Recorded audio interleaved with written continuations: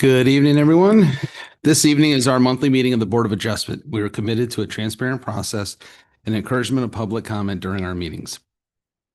We will be accepting testimony from all parties. If you wish to testify on any particular petition before us this evening using the Zoom platform, please use the raise hand feature. You can raise your hand at any time and we will recognize you at the appropriate time for the presentation of evidence for each case. If in person this evening, please hand staff your speaker's cards. Planner Robin Keefe will be moderating the hybrid meeting and will be asked to provide names of those individuals that wish to speak. I'd like to call the meeting of the City of Wildwood's Board of Adjustment to order. The board members present today are Bob Morris, board member, Kevin Lux, board member, Arnie Sprunger, board member, and myself, Jared Frank, chair for tonight's meeting. The Department of Planning staff present is Joe Vunich, Director of Planning, and Robin Keefe, planner. City Attorney John Young and Courtney Reporter Courtney Talman are also present on Zoom. First, I offer into the record the affidavit of publication pertaining to today's meeting, November 20th, 2025, and take official notice of the zoning ordinance of City of Wildwood, including Chapter 400, Article 2, authorizing and establishing the Board of Adjustment's powers and duties. Now let me explain the hearing procedure. Please be aware the information I'm about to describe is also provided on the Board of Adjustment's public hearing procedure handout, which was available online prior and up to tonight's meeting. This hearing is informal in its nature. However, the meeting's proceedings will be recorded by a reporter for future transcription if needed. The petitions are called in the order listed on the agenda. As the petition is called, I will ask the Department of Planning staff members to read in each request into the record. Thereafter, the Department of Planning will have opening remarks and a brief slide presentation. Then the petitioner or his or her representative will be asked to state their name and address, be sworn in by the court reporter, make a brief presentation to the board explaining the nature of the requested variance, and present such evidence and witness testimony that may evidence the practical difficulties or unnecessary hardship that warrant the variance. The board will only consider the unique character of the property to determine whether they warrant the granting of a variance. The petitioner's presentation shall be limited to 15 minutes total, inclusive of any questions posed by the board unless such time is extended by the chair. Board members may ask questions to clarify the facts of the petitioner's presentation. When the board is satisfied with the material presented by the petitioner, the chair will then ask if there is anyone present or online who would like to speak in favor or opposition to the requested variance. Each speaker will be asked to provide their name and address, be sworn in, and then provide their evidence and oral testimony. Witness testimony will be limited to 5 minutes, inclusive of any questions posed by the board, unless such time is extended by the chair. Procedurally, the petitioner may request a continuance at any time during the hearing prior to the call for the vote in order to bring in additional evidence or testimony. The board may also continue the proceedings. After the submission of testimony and evidence from all interested parties, the board will ask a staff person to provide the Department of Planning's report on this matter if requested by any member of the board, the petitioner, or any individual that is participating in person or online. Once all witnesses have been heard, the chair will call for a motion to grant or deny with or without conditions, then the board will vote. At that time, the presentation of evidence relating to the petition is concluded and no further evidence will be permitted. The board may make a decision today. 4 members of the board must vote in favor of the variance for it to be approved. If a variance is approved, the petitioner has 6 months to obtain the necessary permits or establish the use or it will expire. If the board's decision is unfavorable, the petitioner has the right of appeal to the St. Louis County Circuit Court. This appeal must be done within 30 days of the decision. Ms. Keefe, are there any questions at this time? At this time, if there are any questions online, please use the raise hand feature. If there are any questions in the audience. Mr. Chair, with Sir. your permission, we were expecting a 5th member. Mr. Lee, I do not see him on Zoom.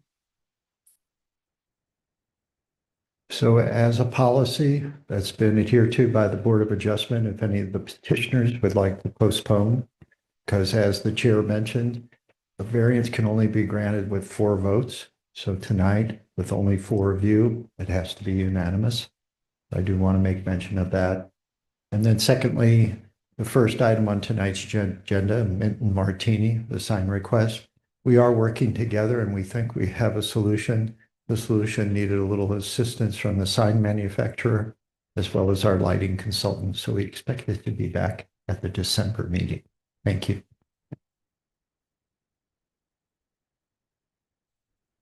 Do we try Mr. Lee?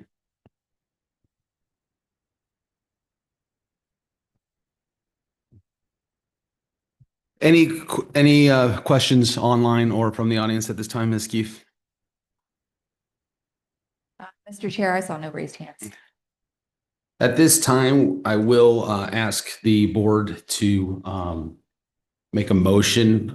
It's understood that we have several folks in the audience that are here for BA 35-25. It is the last of the agenda tonight. We'd love to move it up to the front if the board so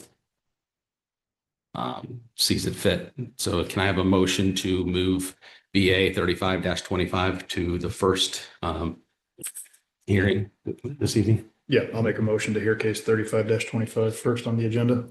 Can I get a second? I'll second that. Thank you, Mr. Spronger. Mr. Morris, how do you vote?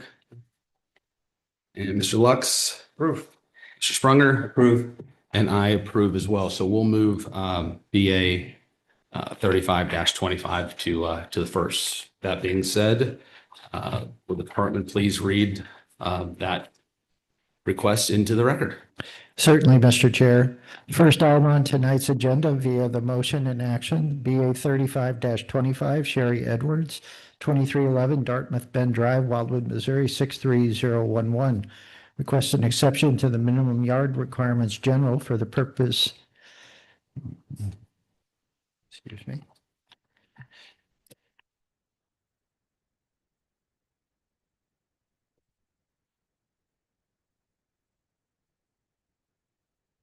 For the purpose of maintaining a pool cabana, 100 square feet in area, which is located upon the property at 2311 Dartmouth Bend Drive, locator number 22V 230318, Dartmouth Plat 1, Lot 105, thereby authorizing a side yard setback distance of 6 feet in lieu of 10 feet and a rear yard setback distance of 7 feet in lieu of 30 feet as set forth for this subject lot. This request is contrary to the requirements of Chapter 415.140 R3, 10,000 square foot resident district regulations of the City of Wildwood zoning ordinance and St. Louis County's Planned Environment Unit, PEU, ordinance number 16-821, approved by the St. Louis County Council on December 21st, 1993. A similar request was denied at the October 16th, 2025 meeting of the Board of Adjustment, but a new application has been since been submitted by the applicants, verifying the permitting process was completed for all other existing improvements, the homeowners association having provided its approval for the cabana structure, and the Department of Planning conducting a site visit and verification of minimal impact of the structure and associated improvements to the stormwater runoff on neighboring properties. This particular site is located in Ward 5. And while Ms. Keefe gets ready to do the slide presentation, the department would like to enter into the record the following items. Chapter 400, Article 2 of the City of Wildwood Municipal Code, the Board of Adjustment. Chapter 415 of the same City of Wildwood Municipal Code, the zoning ordinance. The file that has been developed and maintained by the department relative to this specific request and all contents contained therein, including the department's report with recommendation, and then finally any testimony or evidence provided as part of tonight's hearing. Thank you, Mr. Chair. Thank you, Director Munich. Ms. Keefe?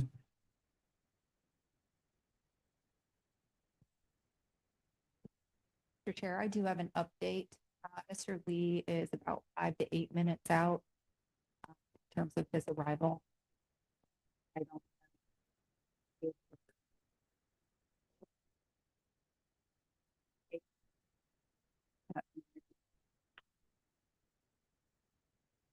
Ms. Keefe, I'm having Certainly, trouble if there is understanding. testimony provided prior to Mr. Lee's attendance, we would ask him to abstain from a vote. But as soon as he arrives and a new case is heard, he may participate. Is the presentation differed because he was here last month? Does that matter?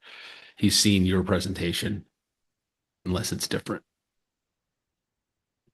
Because that'll probably be about 5.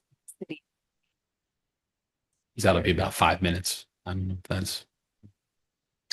Well, certainly it's in the best interest of all applicants and parties to have a full board of 5 members. It works best that way. If he is just 5 minutes away, we could um, take a break.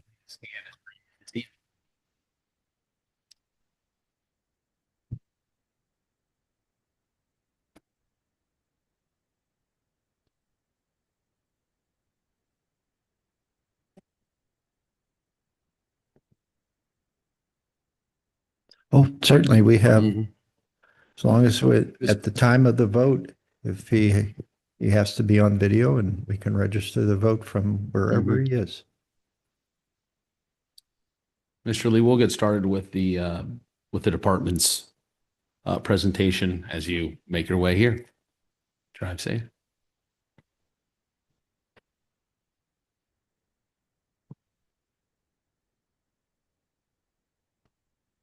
I can't hear anything.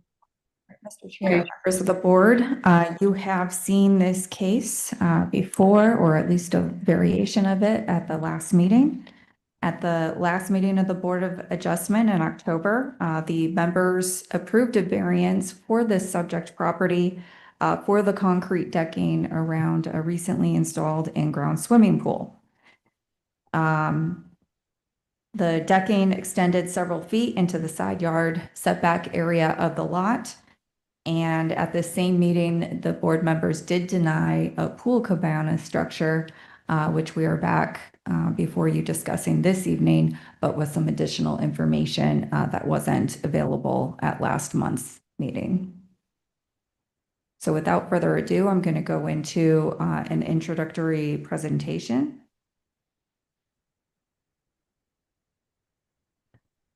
All right. The subject site is part of the Dartmouth subdivision, which was platted by St. Louis County prior to the city's incorporation. It is located near the intersection of Highway 109 and Clayton Road, just to the north of Lafayette High School. The property is zoned R1A 22,000 square foot residence district with a planned environment unit, PEU, dictating various conditions for the site, including its setback distance requirements. Setbacks were described in this particular PEU ordinance as those distances set forth in the R3 10,000 square foot residence district. That stipulation was included in St. Louis County's PEU ordinance. The city's requirements must be used now that we have jurisdiction, and they are generally greater than what St. Louis County applies, which is relevant to this case. There is a single-family dwelling upon the lot, along with a patio, deck, and in-ground swimming pool with associated decking, fencing, and pool equipment. The lot consists of primarily well-maintained turf area, which is situated in the front and side yard areas of the lot. There is a slope from the street to the rear of the property with approximately 8 feet of fall. A pool cabana has already been constructed. It is 100 square feet in size and has been placed in the rear area of the lot within 6 and 7 feet off the property lines. The request this evening is to maintain the pool cabana in its current location, which again is 6 feet in lieu of 10 feet from the side yard property line and 7 feet in lieu of 30 feet from the rear yard property line. All permits have been obtained for the in-ground swimming pool, according to the applicant, and we've also received HOA approval for this project.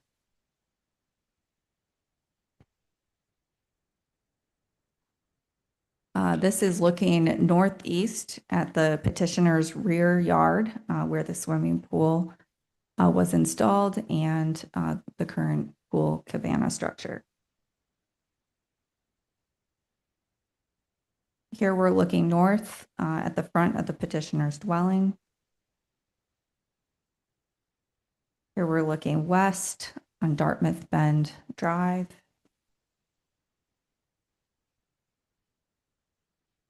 And east upon it.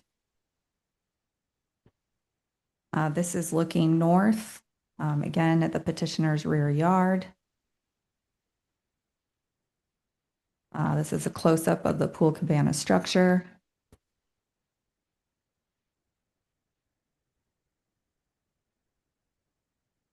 There's another look at it to the east. This is the eastern neighbor. This is looking north.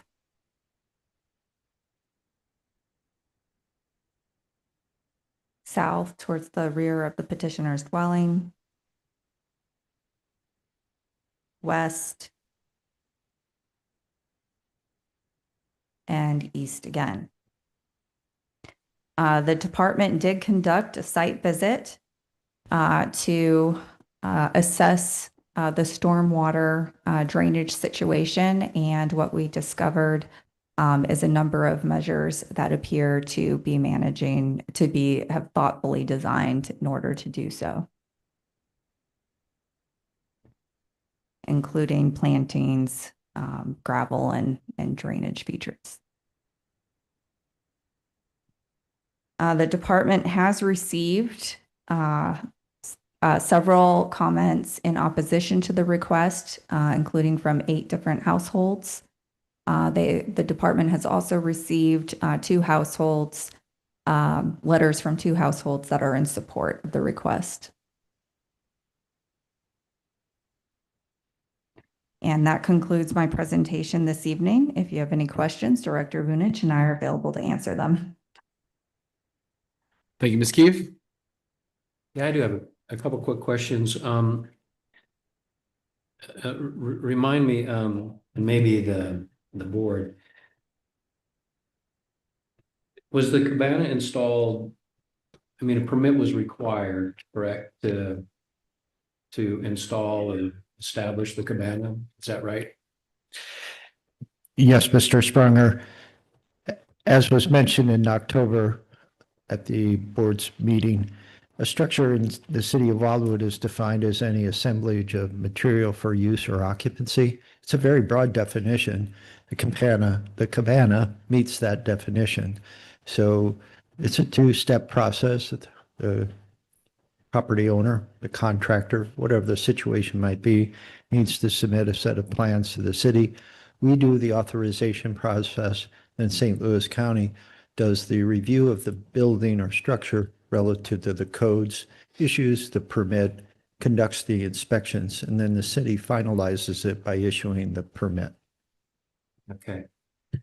Okay, so thank you for that. Certainly. So they didn't.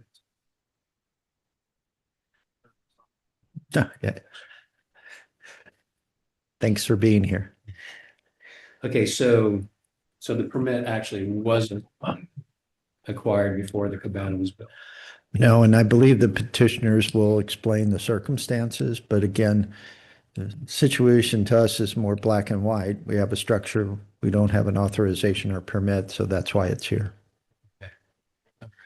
Do we know, was the cabana installed at the same time as the pool, or did that come later? I would defer to the petitioner when they do their presentation. So during that, and this, I think my last question, during the time when the cabana was being conceived and was then installed, did the city at any time ever provide any correspondence to the petitioner indicating that it was okay to either install or construct the cabana? Not to my knowledge. Obviously, our job is to ensure that the requirements of the zoning ordinance are met, which range from getting the authorization to building permits to completing the project according to plans. So obviously, if they called and talked to someone and they said they didn't need a permit, I don't know that, but they do. And regardless, we're going to pursue that till its Right. conclusion, whatever that conclusion might be. Okay, I just was curious whether the petitioner was given the impression that it was okay to build a cabana. And you're not aware of any correspondence, even like an email or anything like No. that? The correspondence that the department, at least the director of the department has had, has been since the Board of Adjustment began its process back in September for the October meeting, and then obviously through the beginning of November for tonight's meeting. Thank you. Certainly. Mr. Chair, I'm going to Sir. close the doors. We have a homeowners association meeting in the other room, and I think some of the conversations tailing in, so thank you. Officers. Thank you. Any other questions for the department? Go ahead, Mr. Lee. Yeah, so one of my questions last month was on the drainage. Did the staff determine that the drainage was okay? I know you mentioned it in your initial thought, but as far as the hard surface versus the pervious surface? Ms. Keefe and I went and visited the property, met with the petitioners. We toured the backyard. There were a couple of things that stood out. Principally, obviously, the ground cover is well established. The turf lawn's in excellent condition. There was gravel at the edge of, or I would call the eastern edge of the subject lot that was put there in lieu of a, let's say, a turf surface to do better absorption. There was no indication of erosion or erosion scars downstream. And in a roundabout way, what we're finding is in-ground swimming pools act as detention basins. When it rains, they take in a lot of water because it's a water surface. So we didn't see anything that would be indicative of a problem. Now, it's been a dry summer, early fall, now late fall. But again, it just didn't seem to be anything that would indicate that there was an issue that had arisen. And during the site visit, the petitioners noted the neighbor downstream has said the situation has improved. I'm sure the petitioners will mention that under oath. Thank you. You're welcome. Any other questions? At a time. All right, this time will the petitioner please come forward, state his or her name, address, relationship to the property, and then we'll get you sworn in by the court reporter. Thank you. Carrie Edwards, 2311 Dartmouth Bend Drive. I'm the owner of the home. Get you sworn in here. Okay, please raise your right hand. Do you solemnly swear that the testimony you're about to give in this cause will be the truth, the whole truth, and nothing but the truth? All right, we either can't hear you or you're muted. Give us a moment here and we'll. I can read her. You, I'm not muted. Can you hear me?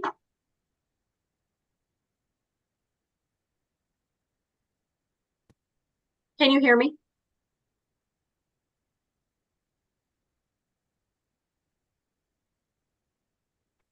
My apologies. We seem to have a gremlin. Our audio visual here at City Hall, we had problems last night in the other room and they seem to have followed us over here. My apologies. Recording, please say something again. I'm talking. I'm not muted. Yeah, it was on our end. I was testing to see if we have the right speaker selected and we're good to Okay. go now. Okay. All right, here we go. Hold on.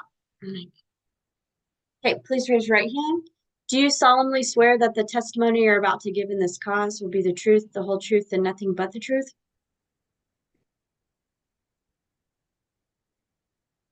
yes. Thank you.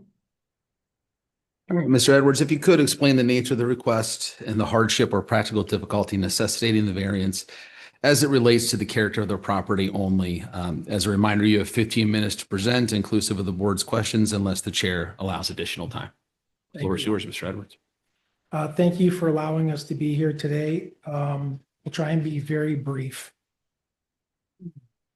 Thank you for Director Vunich and Planner Key for coming to our home. It was very, very important for everyone to understand, not only the improvements that we made to the home, but all the what I'm calling misinformation that has been gathered through this process. We have been, me and my family, in Wildwood for 22 years. We have two daughters that graduated from Rockwood School District, graduated from the Missouri of St. Louis University, doing very well. And I don't say that to impress you, but to impress upon you the importance of us as a family being in the community for 22 years. A lot of families have come and gone. Not very many have been there as long as we have. Many of the people who laid or suggested or have lodged complaints about our home improvements have not been there very long, or have, I think, an ulterior motive to why and what this means to us and the community. For 22 years, we raised our children, and when they grew up and they graduated, we spent $500,000 on our home in Wildwood. $200,000 inside our home, $275,000 outside of our home. All of the necessary permits were met and maintained through all of this, all of these requests. And particularly, I think the thing that bothers us the most or is concerning us the most is not the fact that a community should have something to say or suggest or require us to follow the rules. This is simply not an issue of whether we did or did not follow the rules, because we have all of the permits necessary for all of these conversations, particularly to the pergola. We've owned that pergola for 3 years. This isn't something we just purchased. It was under our deck. So when we acquired all the necessary permits for the pool, we built the pool. Our plot plans and our approvals clearly state 7-foot easement. We put our pergola back in the corner, 7 feet from our back fence. And that's a fact. So the suggestion that we built a permit, or sorry, we built the pergola and did not follow permits is absolutely inaccurate. We didn't acquire it, put it in without approval. We had pergola under our deck for 3 years. So if you look at the entirety of the construction process, it's intrusive. It's a pool. It takes a year and a half. We did everything possible to ensure that not only our community was well taken care of, but every single step of the way, we have everything in order in terms of our paperwork and the things that we actually executed upon. I'm sitting here today really, we're tired. The comments online, we have all the comments online. There's a few bad actors on this in this process. There's potentially some legal action that's going to take place after this. We own a business. We do not want any of this activity or this action with the city of Wildwood. We get along famously with the city. We don't complain about things. Our neighbor to the right, who looks right into our pergola, signed a letter and sent it in. Thinks it's beautiful. Our HOA approved it. Anybody who opposes this, there's ulterior motives. And all I ask is that you review those motives logically, responsibly. And as a 22-year member of this community, we are very disappointed in all of this. We really are. For a pergola, $500,000 investment that brings all of our communities up. Wow. I say this with a lot of humility. We believe in Wildwood. We basically spent $500,000 to retire in our home. Our daughter is about to give birth, our first grandchild. These are things that are important to us. And when I sit and I look at all of the things that I read about Wildwood, family, community, all the things that are important, all the obstruction of this is counter to all of that. So all I ask is if we've done something wrong, please prove it. I haven't seen it. We really believe in doing the right thing.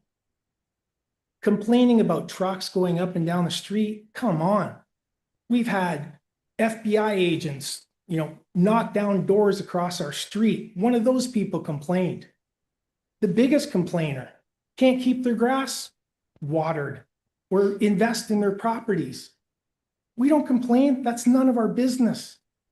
We care about our location, our yard. The people that were most appropriately, should be concerned have approved this. The HOA, who say that they're more strict than the city. Beautiful property. That's what we got back. This is approved. Our direct neighbor to the right, who looks out his window into our pergola, loves it. So all I ask is everybody really take a deep breath. This has been super disappointing for everybody. And I am sitting here disappointed that I'm taking all of your time to talk about this. There's more important things to do than to complain about a pergola. So I'm here to ask for your favorable response. You saw our property. It's beautiful. $25,000 in trees. I don't even know what else to say. The real issue here is, am I doing something that betters the community, the value of our homes? The answer is yes. Thank you for your time. We really appreciate it. Any questions for Mr. Edwards?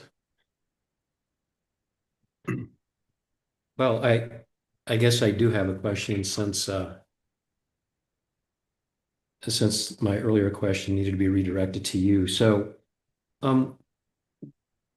there's a couple things that are confusing to me. Yeah. Mr. Edwards, you mentioned that you obtained all of the necessary permits Yes. for all of the improvements, Yes. but yet what I'm hearing from the city is that that's not the case. So I'm a little confused or conflicted by that statement. Can you help me with that? I mean, was the Sure. cabana or pergola, whichever you want to call it, did you get a permit for that to construct the cabana? We did not require one. It was not required. It's under 100 square feet. It was 30 feet from our back fence for 3 years. When we got our actual permits, they clearly state a 7-foot variance from the back fence. So where did the variance come from? The city requested us to be here. So, okay, so you're talking about right now. Okay, so you didn't get any kind of approval prior to what we're hearing tonight? In terms of what? Well, you mentioned that you had all the necessary permits. Yes. Okay. But apparently not, because the city's telling us that you didn't have a permit for the cabana. And that's what I'm trying to understand is I'm just trying to get my head wrapped around. You're saying that you got all the permits. The city is saying that actually you didn't. And so now you're asking for a variance, and I just want to make sure that we're clear here on what's happening. Yeah. Okay. We are not asking for a variance. We were asked to be here. We were asked to come here and request a variance. So here's the clarity in our mind. Our pergola is under 100 square feet, which means we don't have to, it wasn't constructed. It's a pergola under 100 square feet, which does not require a zoning permit if it's 30 feet from the back fence. But which it's we had not for 30 feet. years. Oh, So was the cabana, the pergola, I'm sorry. Yes, Was the pergola actually up and constructed for 3 years. for 3 years? Yes, Okay. And it was under your deck? Yes, Okay, it's a waterproof for our hot tub. okay, okay. So then we requested the pool, deck, and fence permits, which were all approved. On our approved documents, it clearly stated a 7 foot from our back fence, which we didn't require any permits for that. So we just simply moved our pergola to the back corner. Okay, so to move your pergola to the back corner, okay, I think forgive me, because you know your history way better than Yeah, anybody Of else. course, We're all catching up with you, okay? sure. So the cabana was constructed, it was under your deck. You put the pool in, and then you're saying, okay, I want to move the cabana to the back of the pool area. And that was on your plans that you submitted to the city, to the county? Yeah, we talked to Mr. Vogel, who's since been retired. He had a 7 foot restriction. And we made it perfect. It's 7 feet from the back fence, and it's on the plans, on the approved plan. It doesn't say 30 feet, it says 7. So Mr. Vogel provided the outline for us, and we said, we're going to build this deck out the back side of our pool, and we're going to put our pergola in the back corner. There was no requirement for a zoning permit. It was, we were complying with under 100 square feet. Well, We had the technically, it's a pergola. 10 by 10. I'm sorry, I don't mean to interrupt. No, it's all right. A 10 by 10 is exactly 100 square feet. So it's not under 100. I mean, it's exactly 100, but okay, so is your testimony that Mr. Vogel from the city reviewed your plans that indicated that you were going to move your cabana from underneath the deck to its current location, that he reviewed that and approved it? Is that what you're saying? Yes. And it's clearly stated in the documentation. There's no identifiable 30-foot review. There was no information that requested us or suggested that we require a zoning permit. And when it got brought to our attention, we did it the same day. Like, we said, okay, we don't have any of this information. And we immediately came to the planning division, and they said, we see how this would be misinterpreted because it was not on any documentation. So the city basically said, we know how you got here, but here are the differences in what you see in your approved plans and what we see in our rules, which is 30 feet. We actually had the city out, and they basically were not aware of the 30-foot rule when they were in our home and in our backyard. They thought it was 5 feet, and then thought it was 10 feet. And then they had to come back to the city and go back out to our home the next day and say, no, it's 30 feet. It was a very, very challenging conversation because there was so much going on. And this all really became a problem from one complaint from a neighbor behind us who's lived in our community for under 2 years, suggesting that we might put something on our property that we didn't. It was very ridiculous, actually, to be candid. Okay, well, I know that there's a lot of emotion related to this whole situation. We're just trying to get to facts and understand exactly what happened. And so you met with Mr. Vogel from the city. Mr. Vogel indicated to you in writing, or did he approve It's it? in our plans. Well, I know it's in your plans, but plans have to be approved, right? We have approved plans with a 7-foot variance from the back Showing fence. that you were going to put a 10 by 10 cabana back there. No, showing that we can put anything back there as long as it was within the 7-foot range. That's what the plans showed. It's very clear. If you look at it, we had our attorneys look at it, we had everyone look at it. They said this is an easy conversation to have. all of the things that were basically approved by the city were complied with. This 30 feet was not on any documentation that we received. There's this misinformation that our pergola was constructed and put up there without any guidance. It's been there for 3 years. We simply pushed it to the back corner of our home. How long has it been in the back corner of your house? When did you put it in the back area? 6, 7 months, 7, 8 months, something like that, since the. Okay, so that's fairly recent. Yeah, yeah. Okay, so that part's very. Hmm.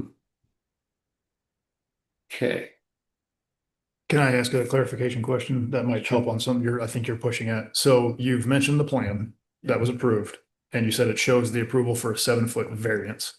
Does it also show the construction of a 10 by 10 structure within that variance, or does it just address the variance itself? It just addresses the 7-foot variance. There is no requirement for 100 square feet to require a permit. We didn't Well, need to do it. and we'll clarify that with the city and let them give their position. We hear what you're saying. Yeah. And we'll get the city's position on that later. So Sure. I guess I just want to make sure that what you're saying is that the plan itself did not identify a structure within that. It just shows approval for the dimensions. Is that what I'm hearing? Yeah, it shows the pool, the deck and the fence. And it shows a 7-foot variance from the back fence. But there's no way to make a distinction between that's a cabana and that's just a concrete pad. Correct.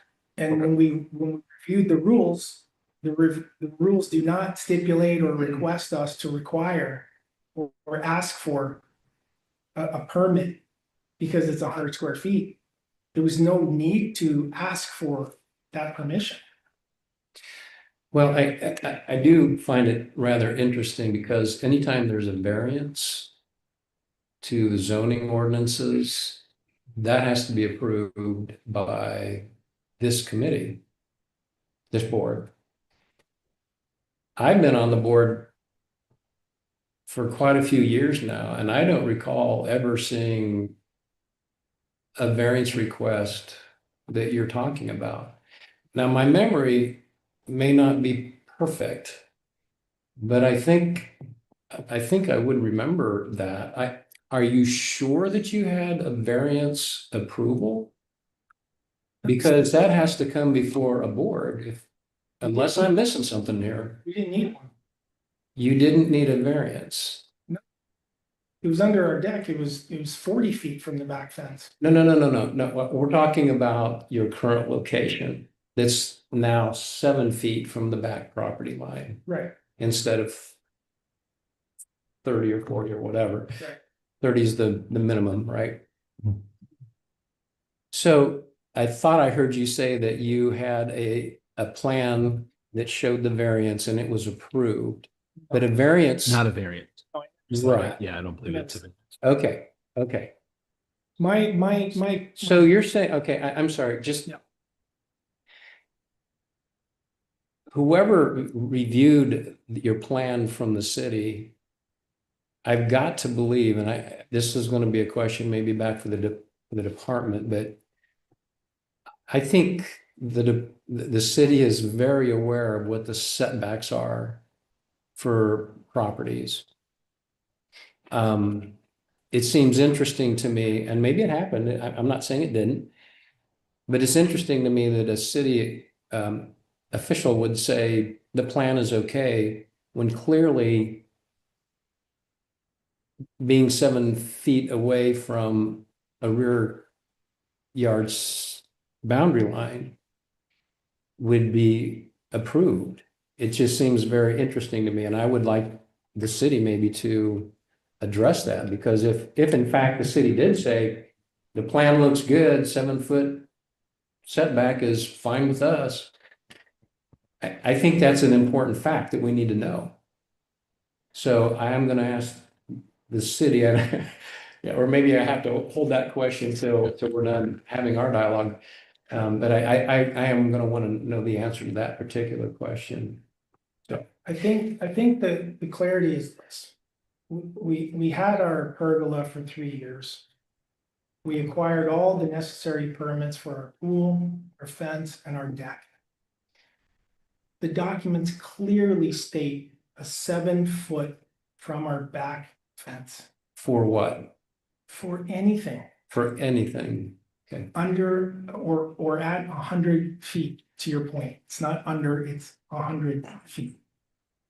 We moved it to the back corner. It was just that simple. We reviewed the online information. There's no requirement or request for 100 feet. And our plans clearly stated that anything inside of 7 feet, we're fine. Hmm. It was just that simple. And I would like for somebody to show me that there was something different, because I've got all the documents to prove that. Mr. Vogel was a very nice man. And he was not only thoughtful, he was the kind of guy that said, anything that we're doing to improve our community is good with me. He was a guy that believed in what we do, which is improve our homes and improve our communities. I am saddened that we're standing here today talking about a pergola. So what happens if this doesn't get approved? It's a $15,000 investment in what? Making our community look nicer? When the people who are more directly reflective of it, the HOA, came by and approved it, our neighbor next door who stares into it approved it. I'd like to know what would be the criteria for us not approving this. Can somebody prove to me that I purposely built this thing and didn't follow the city's ordinance? That cannot be done, because it never happened. Can anybody in my community look at our backyard and say that this is an eyesore or a detriment to our community? Absolutely not. For anybody to go out of their way to prevent this pergola, wow. So I ask you, and Joe's been phenomenal, as Robin has, as the entire city of Wildwood has. They came to our home. You know the amount of work and effort we put into corral the water flowing through to our neighbors' yards? We've been there for 22 years. The people complaining about us have been there 2 minutes. Water flowed through our backyard into our 2 neighboring yards and flooded it for 22 years. We put a sock down the fence line. We built an entire side of our backyard to basically prevent all the water from flowing through, which has been successful. And Joe was out and he said, absolutely. I don't get it. So if somebody can be very particular as to the reasons why this would be denied, I would love to hear it, and I will embrace it and I will agree to it. But I have not heard any of that. Yeah, I think part of what's a little bit of a mystery to us, I know, Mr. Edwards, that your neighbor to the east, I guess it is supportive of your variance. That's where it is. It's on the east. Yeah, but it's visible from many homes in that little area, because the lots really are not huge. They're Have you seen it? I have. So you've gone to our backyard and seen it? No, I just walked the sidewalk Okay. around, okay, just to see, just to kind of understand, what are we talking about here? Because like you say, it's a pergola or a cabana, you know, what's the deal here? So from the sidewalk, I could, you know, it's visible, you can see it. So I guess what's somewhat puzzling to maybe the board a bit is, why are the other neighbors who are right around you as well, why are they so much in opposition? And so I know you spoke earlier about, you know, there may be ulterior motives. I don't want to get into all of that kind of stuff, but you have quite a bit of resistance, you know, to the cabana. And I think part of what we have to wrap our heads around and come to grips with is the zoning ordinances are there for many reasons, one of which is for the protection, I guess, of the other citizens. And so, you know, when neighbors buy their properties, they're assuming that they're going to have support of the city or governing authorities to determine or dictate what can and can't happen to preserve the integrity of, or the feel of the community. Okay. And so I Mr. think, Spunger, give me just a moment. I think Director Venus, we need to take a look at the time here. Yes, we've gone well beyond the 15 minutes Yes. that is established. So, Mr. Chair, if you'd like to continue this, you'll need to extend the time. Yeah, let's go to, let's do 5 more minutes, because I think it's important for Mr. Spunger to finish his thought. And then Mr. Edwards, I am going to kind of take a step back and ask just a general question. Go ahead, Mr. Spunger. so anyway, what I was trying to get to is, you know, you asked the question, well, what's the big deal kind of? Well, I think that's what partially the big deal is how other neighbors may feel like they're affected. Okay. And the zoning ordinances are there, at least to some degree, to help protect those neighbors. And so maybe we'll hear from some of those neighbors and they can share their perspective on this. So the pool was installed before the cabana was moved to the back corner, correct? Correct. Yeah, okay. I just want to make sure that I had that right.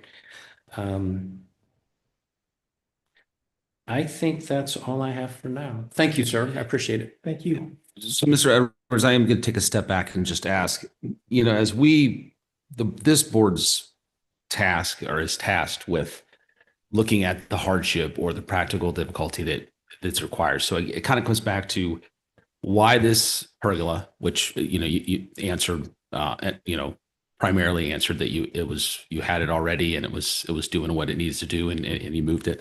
Why that location? Now you touched upon it a little bit because you were under the impression that 7 foot.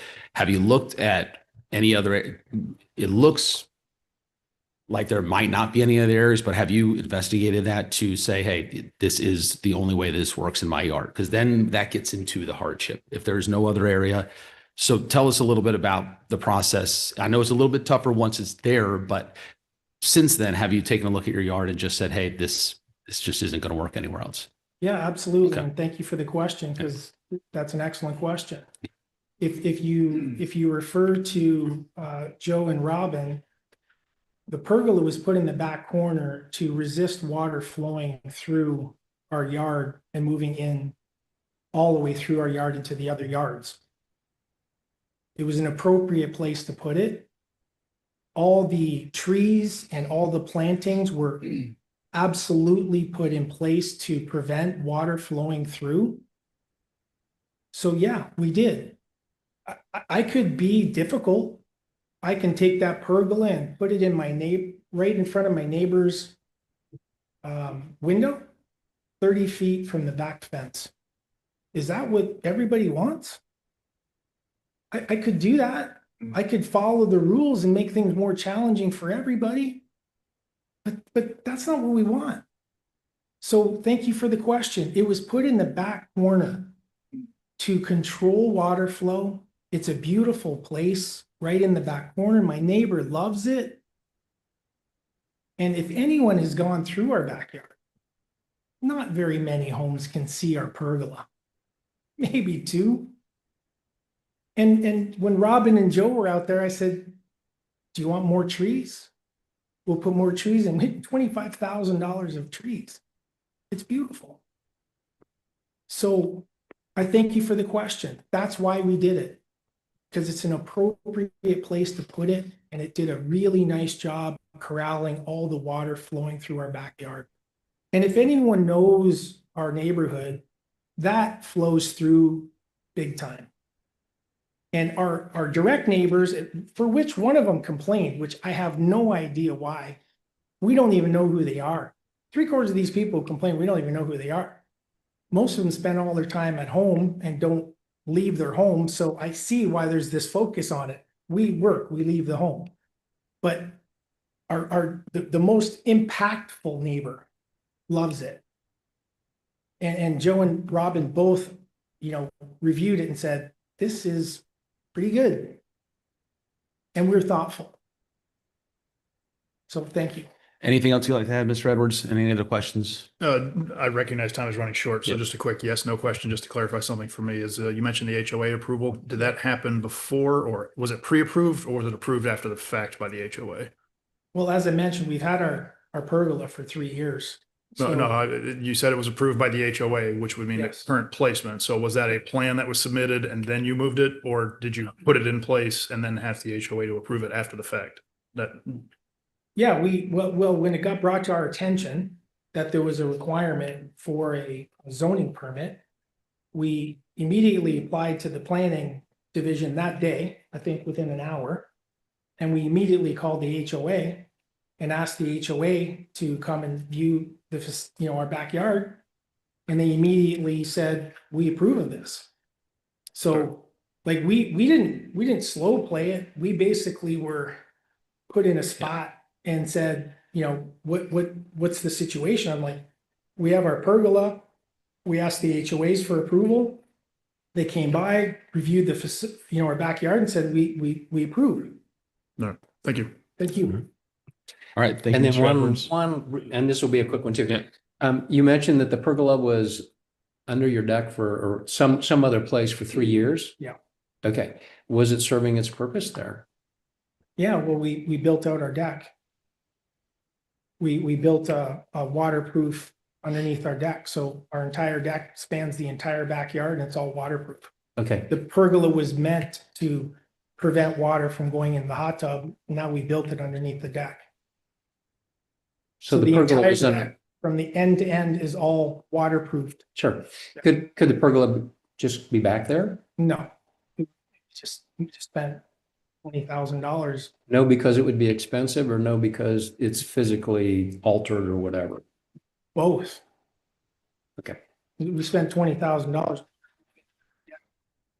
Slide a pergola underneath the deck. Okay. Can I make one more comment? Yep, real quick. You know, Edward. if we dug into this, as you can tell, we're business owners.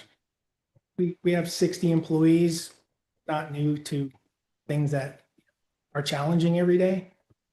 If we were to dig up everybody's playhouse, pools, okay, we had several complaints over we shouldn't have pools in Wildwood.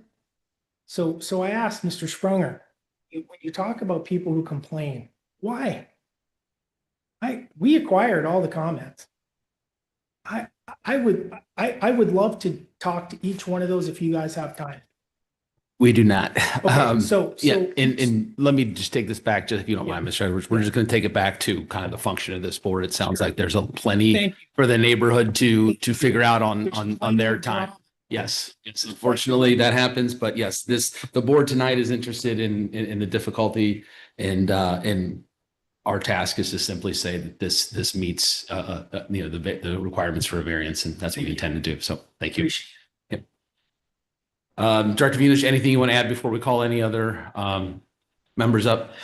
Well, certainly I'll try to address the confusion that's been identified by Board Member Sprunger, but I think in respect to the individuals that have completed a speaker's card and would like to speak on this matter, I think I would defer it to the end of the discussion. At this time, we will open up the floor for any speakers in the audience that may want to speak in favor or opposition to this request. As a reminder, each speaker has 5 minutes to present, inclusive of the board's questions, unless the chair allows additional time. Ms. Keefe. Mr. Chair, my first speaker is from Lisa Schmall, 2315 Dartmouth Bend. Miss Keefe, I cannot hear you.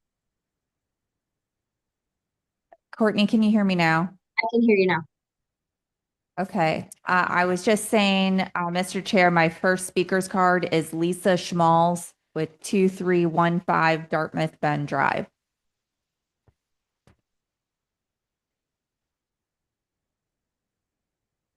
If you could, please state your name, address, relationship to this property, and we'll get you sworn in. Schmaltz, address 2315 Dartmouth Bend Drive. My property sits just west of the Edwards. Please raise your right hand. Do you solemnly swear that the testimony you're about to give in this cause will be the truth, the whole truth, and nothing but the truth? I do. Thank you. Thank you. Please proceed, Mr. Moss. Already went through this, but as I said, I sit west, so my home has the blue X over it. I am here today not in support of the variance requested.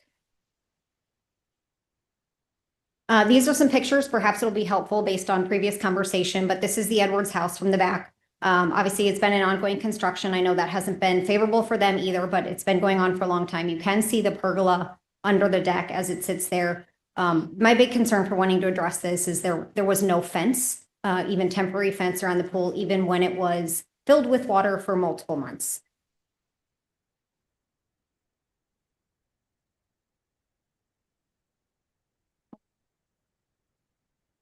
There's a little bit of delay, so sorry figuring that out.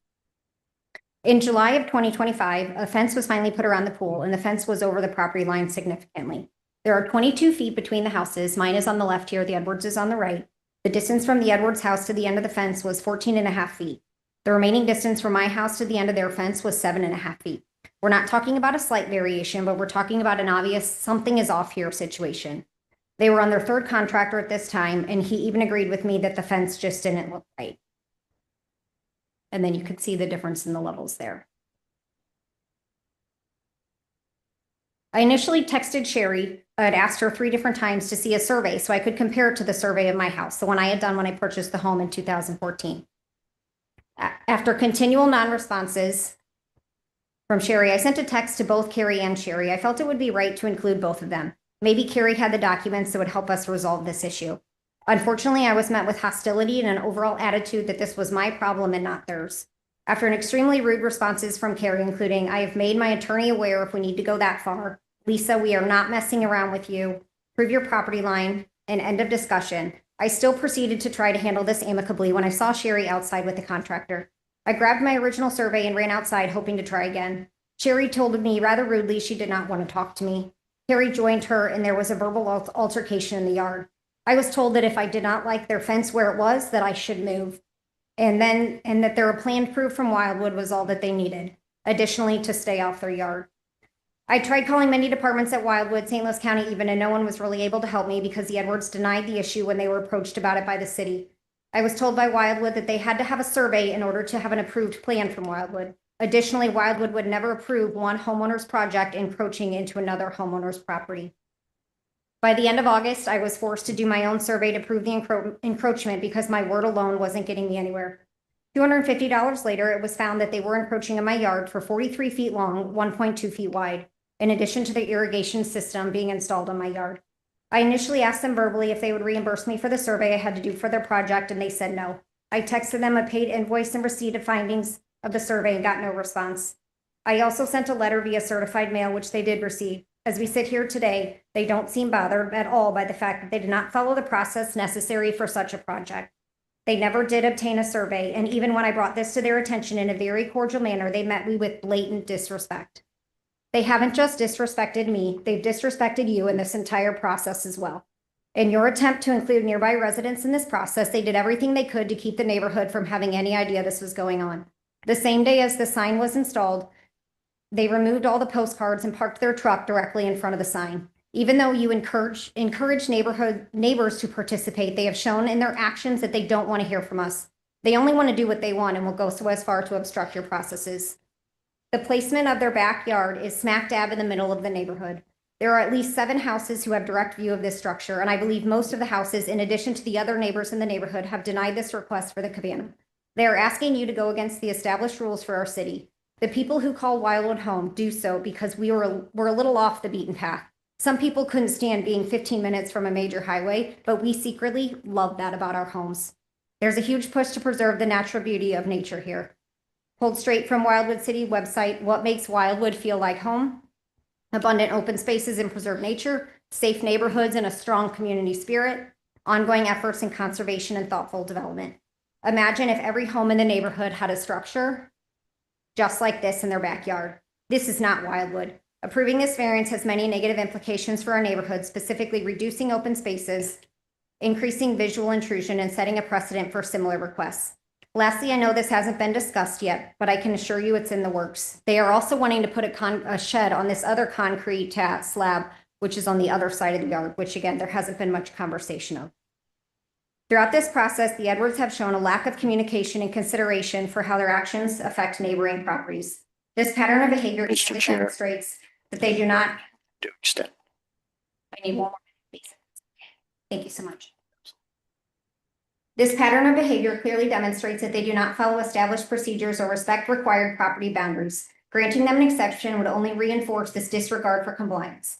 We need you, the members of the board, to stand behind us and uphold the rules that are already in place for Wildwood. I ask that as you sit here tonight, you walk out of your board member shoes for a moment, walk into our shoes, walk into being completely disrespected all along this nearly two-year process. A fence being built on your yard only to be told they notified their attorney, prove your property line and end of discussion.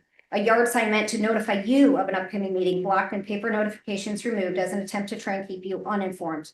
Looking out the window every morning and seeing a structure staring you in the face, blocking you from seeing your other neighbors who are your friends, reverberating music back towards your house, which they sometimes have blaring until 2 a.m. on weeknights. Is this the life you want in a city you are proud to call home? For these reasons and the ones you see above, I ask that you do not approve the variance requested by the Edwards and uphold the rules and regulations that make Wildwood the beautiful place you choose to call home.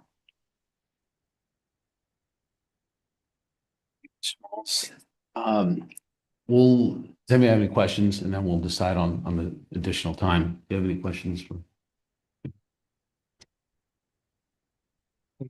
I don't think can you see their backyard? Let's, it's, You're just to the moment, west. moment. Let's add 5 minutes to this, and just if you have any additional questions or if there's anything else that we want to. How many other speaker cards do we have? Mr. Chair, I have one more speaker's card for this particular request. We do have some individuals online as well, so I don't know if they wish to speak. These issues are always tough, obviously, for a number of reasons. I guess what I would ask is, setting aside, and I know this is tough for you, but setting all the, I don't want to call personal stuff, but all the stuff that isn't just looking at it saying, did this pergola need to be there? And is there an option that makes, everybody happy? Is there something moving it where it is? Is there something that you can see? Is it creating the hardship? Is it possible? Is there a way for you to kind of see, hey, this does kind of make sense, whether it be drainage, whether it be position, or is it just there is no hardship there in your mind? I don't think there is a hardship there at all. I don't think there's a reason for it. I think the other thing maybe Chair Frank was getting to, or was going down the path on, is, in your mind, could you envision a solution to this? Mm-hmm. Clearly where the cabana is now it's way, way deep into the rear yard setback. Can you envision a solution? I mean, I would say that it did not impact everybody else as much when it was under their deck, because even though we could see it, it did not come into everybody else's view in the yards. So I understand they've made other improvements and they don't want it there anymore, but while it has been there for multiple years, I didn't look out my window every morning and see that straight staring me in the face. So from your perspective, primary issue, it's a negative visual impact to you. I think it is, and I think that it sets a precedent for more people to want to put something up. And then one of the best parts of our neighborhood is kids run and play, and they are from different families. Whether they've been here 2 months, 2 years, or 22 years, doesn't matter. They get along together and they play together. And that's a beautiful thing, and why we choose to live in a neighborhood. So yeah, I don't like closing in on those spaces and making it feel like we don't have any room to do that. That's why we don't live in a city that's on alleys. We live in Wildwood with yards and enjoy them. Thank you. Thank you. We ask that because we see a lot of these cases where there's a lot of room in that backyard that there is no variance needed. They could move it maybe even closer to your property and not even have to come in front of us. And so I just caution everyone that sometimes what's known is better than what's unknown, which means I don't know the yard. I don't think we have it pulled up, but I imagine there's a position that could come closer to your house, well within a variance, and at that point, you know, they're entitled to have it there. I'm not playing part of the department, but that's what we had in the past. Is there's other places within a variance isn't needed that all of a sudden could be worse. So I just caution as we kind of look at what could be, you know, where, you know, there may be another spot that is even less desirable for you. So I would just encourage everyone to kind of think of that. Sometimes we act as a buffer to what could be worse. Take it for what it's worth. Well, I think in Yeah. any situation, things can always be better or always be worse. Sure. But Agreed. I think we certainly can, you know, stand up and share our thoughts respectfully, and contribute, as I know the board welcomes. Yeah, and we appreciate that feedback. Absolutely. And to kind of finalize this, what I'm hearing you say is that your preference would be that perhaps they just move it back under their deck. Yeah, so it's not out back in the yard. Right. out back in Absolutely. the yard. If they need to have it, then that would be where I would recommend it for sure. Okay, thank you. Thank you. Okay. Thank you. Do we have other speakers, Ms. Keefe? Chair, our next speaker is Mark Cohn.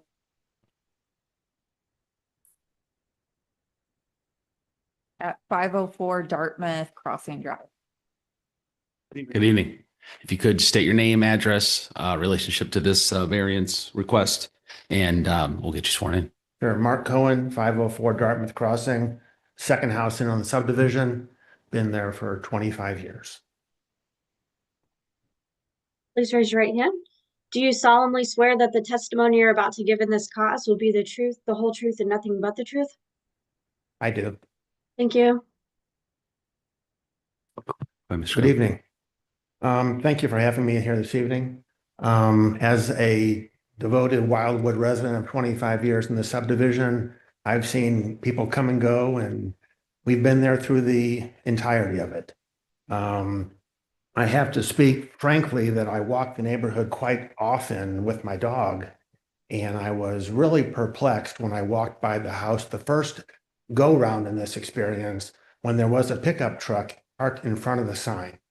I had to take a double step and come back and find out what was going on. I thought that was a little bit alarming, or what are they hiding? Secondly, the neighbor to the right of our structure has been there for less than a year. They don't take care of their house, let alone their yard, to know anything about what would look good, bad, or indifferent. So I have a definite issue with that. Lastly, since I do walk the neighborhood, I do see everything that goes on in the neighborhood. This is the biggest eyesore in the neighborhood. It can be seen throughout the entire neighborhood. It is the biggest structure. It stands out. It's definitely inappropriate. And the worst part, with Mr. Sprunger talking about the lack of permit in this situation is appalling. Again, being a resident for so long, we had yard waste containers on the right side of our house coming in the subdivision. We were called out on it. We had to construct a fence to put the trash can behind it so it wouldn't be showing when you came down the street.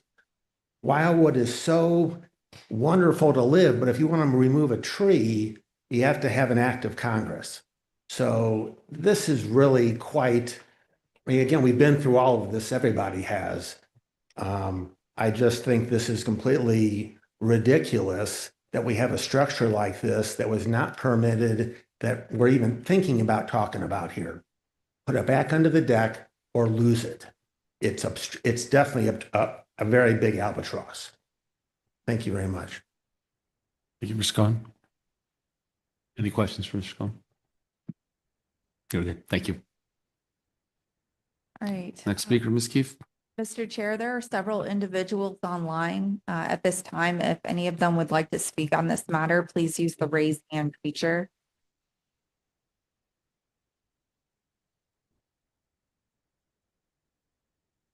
Mr. Chair, I don't see any raised hands, so that ends our speak on this.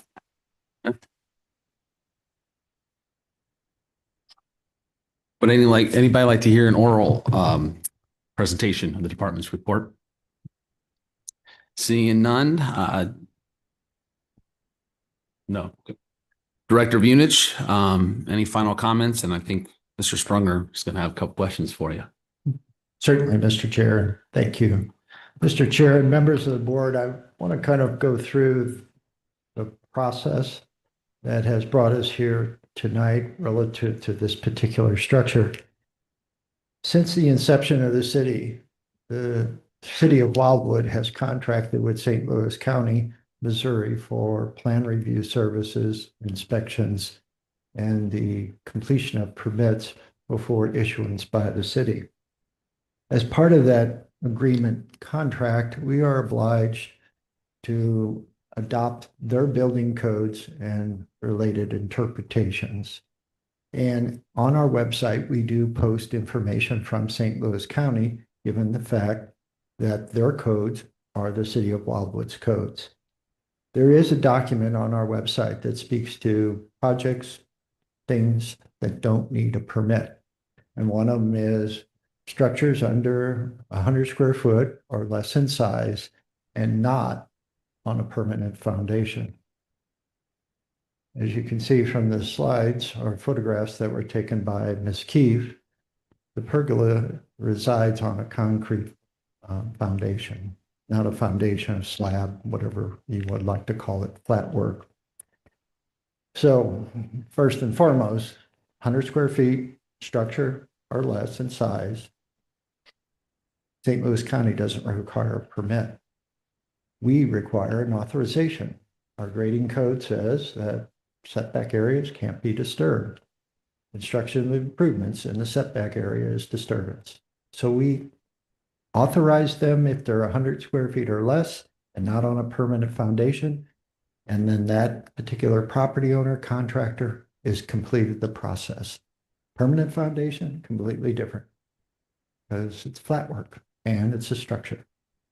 So that's why we're here.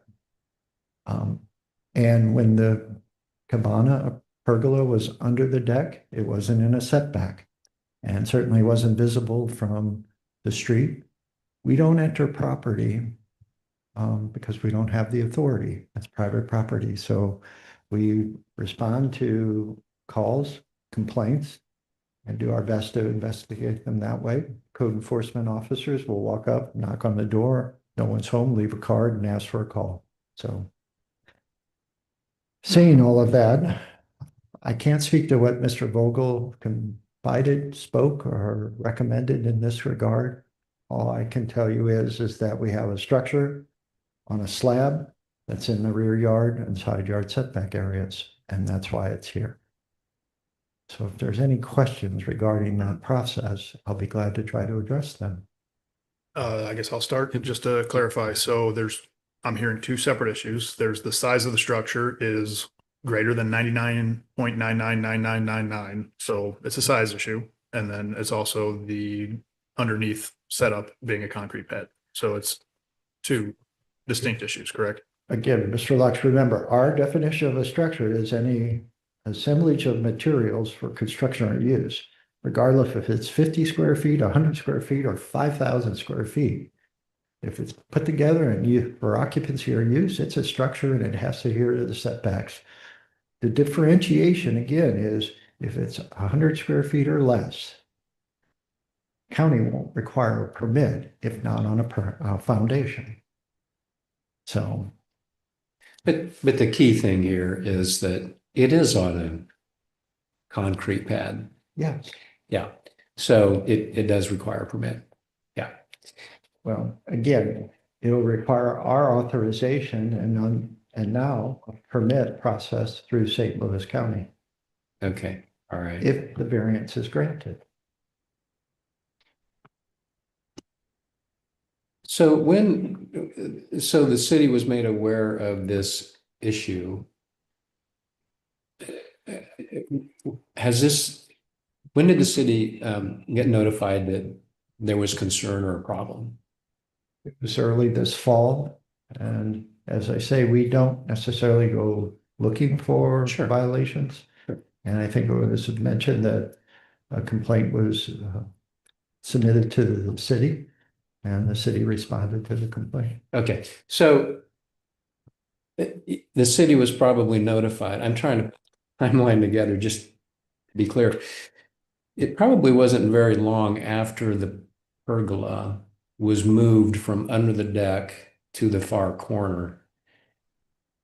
I mean, that event happened, I think, Mr. Edwards mentioned a few months ago, several months ago. And it sounds like a few months ago is when the complaint came in. So it sounds like from a timing perspective, about the time that the pergola got moved, soon thereafter, the complaint came in from somebody in the neighborhood expressing concern about whether that building could really be there. And here we are now in the middle of this situation, right? So the first hearing was in the third Thursday of October. Ms. Keefe and I require that the applications for variances be submitted a minimum of 3 to 4 weeks prior to the hearing date to meet the preparation and the posting requirements. So we're in the middle part, or the third Thursday of September. So roughly speaking, the process probably began sometime in early September, and we had the hearing in October. And with the new information, the department did encourage the Edwards to submit, because the Right. information available in October was minus 3 key components. Yeah, and I think, we've been reminded, I think, repeatedly that as a board, we are here to try and discern, is there really a hardship here? First and foremost. And I guess it's a little bit hard for me to see that there's a hardship. First of all, just to even have a cabana. I mean, the property, and again, I walked on the sidewalk, so I couldn't see everything, but around the house, but it's very well maintained. It's a beautiful home. I give the Edwards credit on that. It looks very, very nice. But I guess the question is it really a hardship to enjoy the property, to enjoy your pool? Is it a hardship that you don't have a cabana? It's a little hard for me to think that you have to have a cabana to enjoy your pool and your property. And secondly, even if one could get themselves to believe that it truly is a hardship, does it have to be literally in that particular location? Because obviously they had the cabana there for 3 years. Granted, it was under the deck. Maybe it's not their ideal location. I get that. But it was compliant with city ordinances. And so is it really a hardship that they can't have it in the far corner of their property? Again, it's a little tough for me to see that that's truly a hardship. But I guess that's something for each of the You got board it. members to consider. While you think that through, I think Mr. Lee has good question. Yeah, so I'm gonna back everybody up here a little bit. Certainly, sir. So the issue at hand is we have a pool that was permitted. There has to be a drawing of that. Correct. That drawing does not show the cabana. My understanding, and I could be corrected on this, because obviously I don't see all of the 1,000 permits that we do in a single year. My role is when a variance is needed, then I begin my review process along with Ms. Keefe. So Okay, so there was a drawing. Is this the drawing that is stamped? Okay, so thank you for showing that. So that just shows the pool. Where are the setbacks? In the very back, there's a setback. There are no side setbacks on here, right? well, recall in the report that's been prepared by the department, Ms. Keefe and I, St. Louis County, when it adopted the site-specific ordinance for this particular portion of the Dartmouth subdivision, didn't set specific setbacks in the ordinance. It didn't say a 20-foot front yard, a 6-foot side yard, and a 15-foot rear yard. It deferred to the R3 district. Well, the R3 district that St. Louis County has may be applicable to this lot, at that time, but it's not any longer. When the city incorporated, Right. we established The the setback. R3 with different distances. Yeah. And for new structures and buildings, that's what we apply. Right. So this also indicates that it's a 7-foot easement. So that's a utility easement. That's a utility easement, as you know, from your background in construction. When a Mhm. subdivision is platted, almost every lot has an easement along its frontage. Because Right. primarily, that's where many of the utilities install their services. In certain instances, MSD requires easements across the Mhm. sides and rear to address runoff. And that's my guess that this is more of an easement for runoff purposes. Okay. And then the issue at hand, as I'm hearing it, is the definition of the structure that we're dealing with. And that is why they're here. And they haven't presented, in my mind, a reasonable hardship as to why they did that, other than they thought that the setback allowed them to do that. Well, again, confusion over an easement depiction on your plot plan and the setback, it happens quite often. And the reason I say that is most plot plans that are prepared by surveyors, they'll show the front yard setback, the building line, but not all of them will show the side and rear yard setbacks. And I don't know if that's just the standard that they apply as a surveying community, but It- there are. it- There it- are side yard setbacks and rear yard setbacks. It comes from the recorded plat that is on Exactly. file at the county. So an older plat would not show that based upon the current Wildwood criteria. Exactly. And again, everything is legal relative to the dwelling that was constructed under St. Louis County's requirements. There's nothing wrong with that. I emphasize we only apply the setbacks to new structures or buildings, period. Right. So it's the definition of structure with the foundation under this 100 square foot cabana that is triggering Well, this the- variance The request. flat work triggers the building permit at St. Louis County because now it's on a permanent foundation. The structure, regardless of its size, on or off, needs a zoning authorization from the city. We've done that since 1995 Right. because if you don't, you have structures in your setback areas, and you, as you know, those setback areas are there to convey stormwater runoff Right. for utility purposes.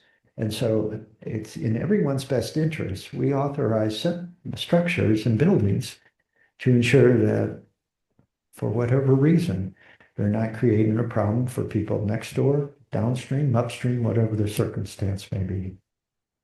So to piggyback off that, that being said, I'm going to put you on the spot here, Director Munich. Sure. The department is recommending approving this. So give us a little input as to how you guys came to that. We've talked a great deal about hardship, Mhm. practical difficulty, unique circumstances that create a hardship relating to the physical characteristics of the lot. Okay, we also in our reports talk about impacts. That's the other component, and that's the second leg of the stool, so to speak. And in this particular instance, visual impacts, notwithstanding what the speakers have said, we looked at the issue of stormwater runoff, which was the major impact that we thought we would discover when we did the site visit. As far as the department was concerned, my visual inspection indicated that a lot of steps had been put in place to manage stormwater and manage it effectively. So that impact was removed. At the end of the day, we give you a recommendation based upon what we believe is appropriate approach based upon the criteria that the courts have set and impacts assessed. Your job is to make sure that we do it right. Thank you for that. If the cabana were sitting on,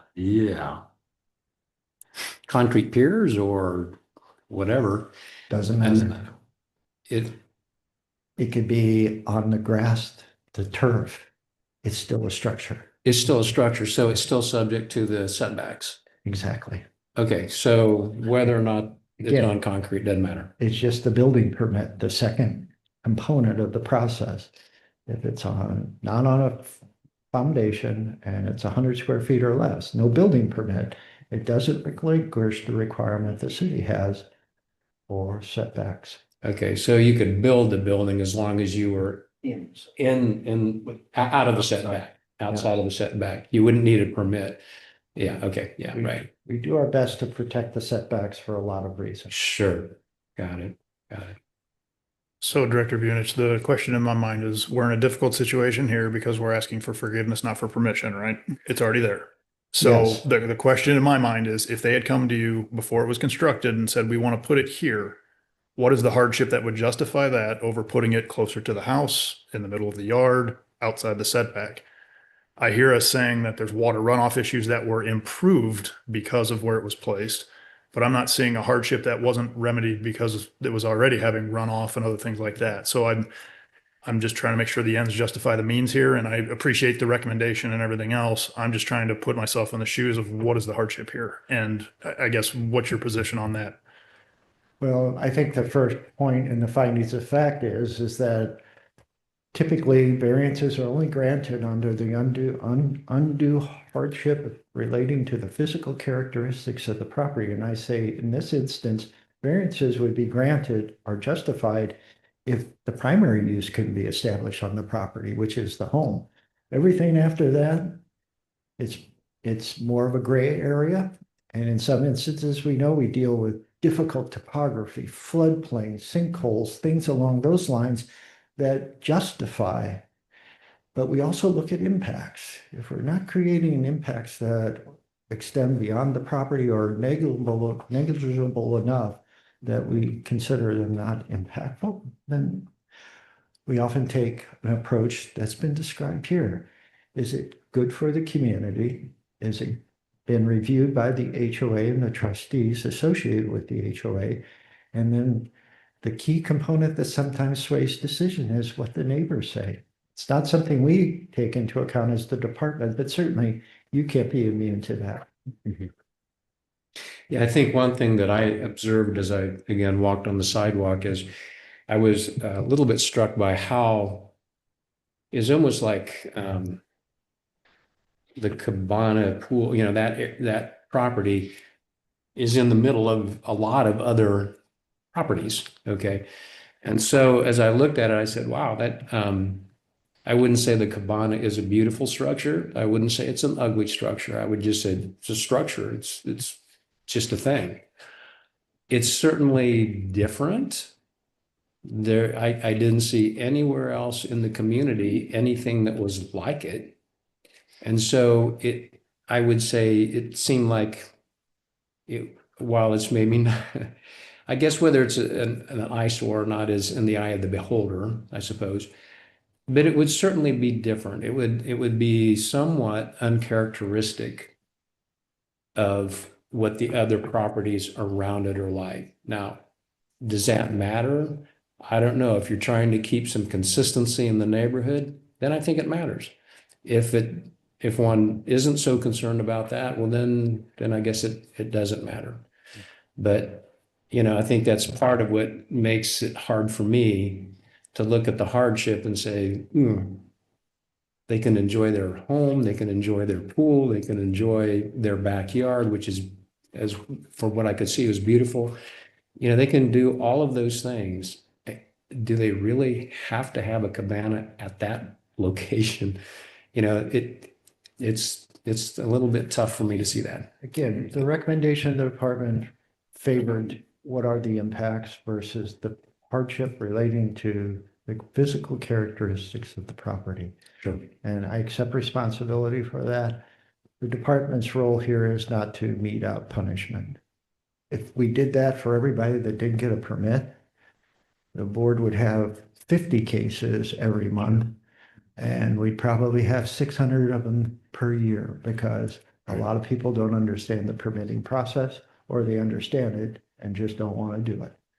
So what we do is, regardless of the circumstances that brings the question to us, we're going to look at it and try to obtain compliance first and foremost. And if we get compliance, we feel like we've done our job and we appreciate the cooperation of the property owners. Sure. Thank you. You're welcome, sir. Any other questions for the department? Thank you. Thank you, Director Bunich. This time we will close the proceeding for a vote. Can I have a motion to approve, a motion to deny, or a motion to approve with conditions?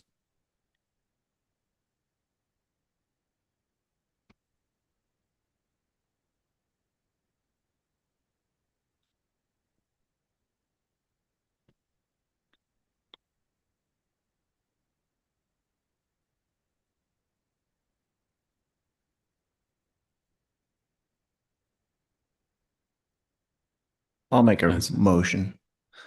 Go ahead, Mr. Lee. Most of the denial comments were with request for additional landscaping.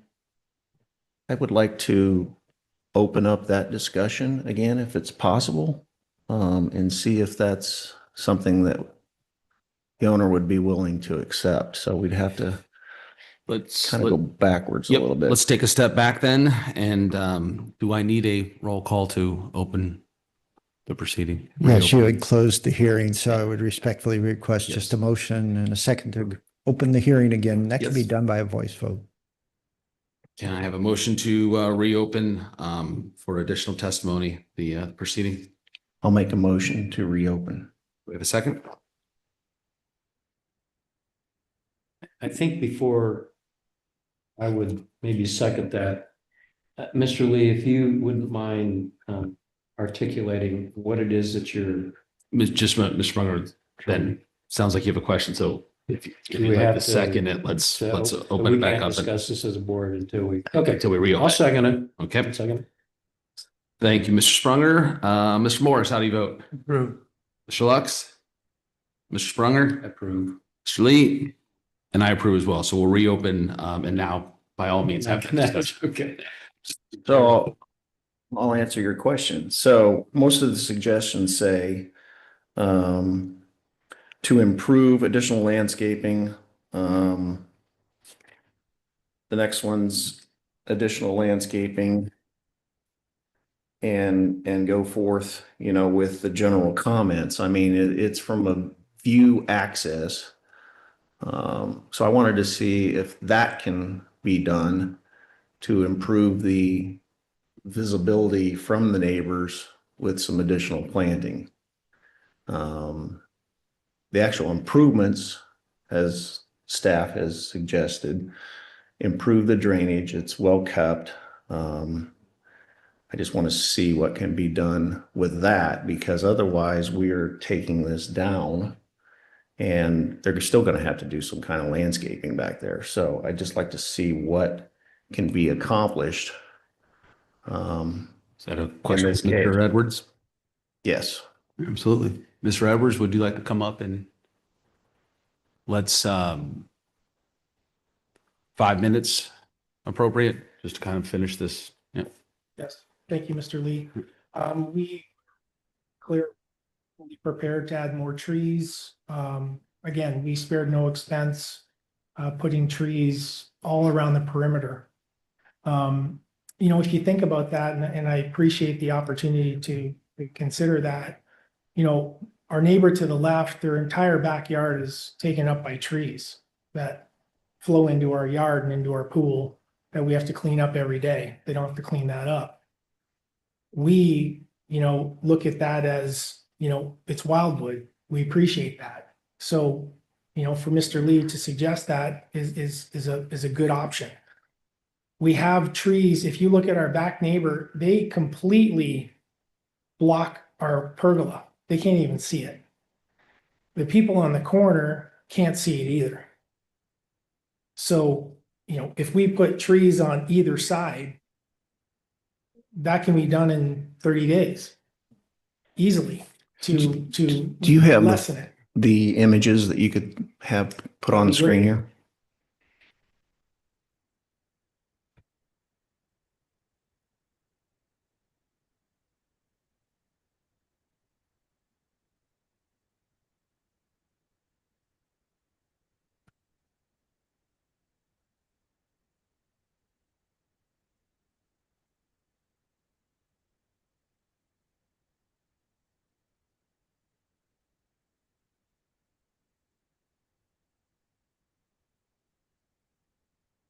Apology.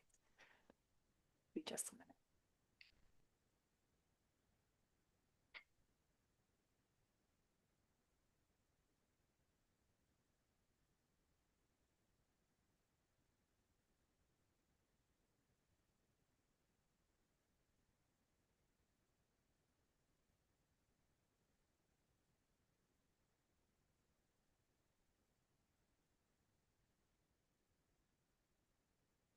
Just the view here, Mr. Lee. Yes, that's So if you look at the back, it is completely blocked. You know, you're looking at that house, they can't even see that pergola unless they're up, you know, at the top of their home. Everyone on this side can't see it. Our neighbor who's approved it is the only one who can clearly see it. So I am fully prepared to put trees up covering the entirety of that pergola on each side with no issues. So as you can clearly see, the very few homes can actually see the pergola. And another note that we talked to Joe about when he was Go there. back. What? I'm sorry, Ms. Keith, go back. Do you mind going back one? There you go. Nope. Forward now. So if you look at the right-hand side, that was all built to control the water. All those rocks, there's a big boot that's, you know, a sock that's all the way down the fence line to control all the water runoff. It's very easy to put trees in there to cover that entire side, the back and the other side. That can be done with relative ease. Can you go forward one slide? Oh, the back corner is open. That could be landscaped as well. Yeah, no problem. We left that for water flow. So when you talk about water flow in our backyard, everything flows through to those two backyards. And that's been flooded for 22 years. All the way through there. So we tried to put trees in there and our landscaper suggested to not do that, to maintain not only the water flow, but the absorption of that water down that wall sockets. But I don't see a problem with putting trees in there. That's easy. Cypress or any type of plant that absorbs a tremendous amount of water would assist in that.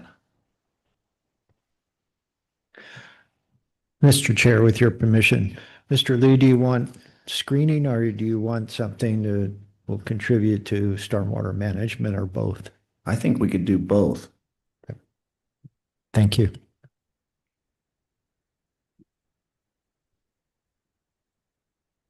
What would that look like?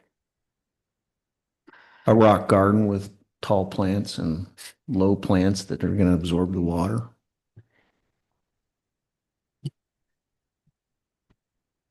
Yeah, I'm trying to, my head wrapped around that too, because as I walked along the side, and I'm not high up in the houses, you can see the pergola. I mean, you can see it from the sidewalk. So I don't know, you know, because it goes right up, obviously, to the pool deck.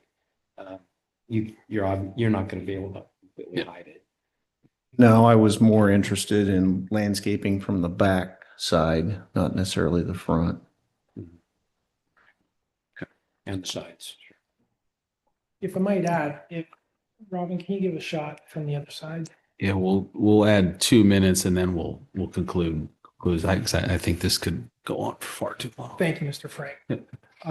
Okay, back one there. So where those two day beds are, I could move the pergola there without having to get any permits. I could block my neighbor's view outside their window and be perfectly in my right. That's what I would be doing if we are denied that pergola back in the corner. I can be 30 feet out and I can be away from that fence and be fully in compliance with the city, which I'm prepared to do if that's what the decision is. So that pergola can go right where those day beds are, facing that pool in that direction. We've done a lot of research on this and I'm prepared to move it there.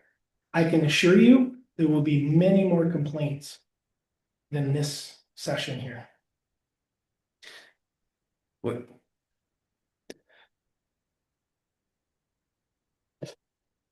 We've got 30 seconds left, Mr. Sprung.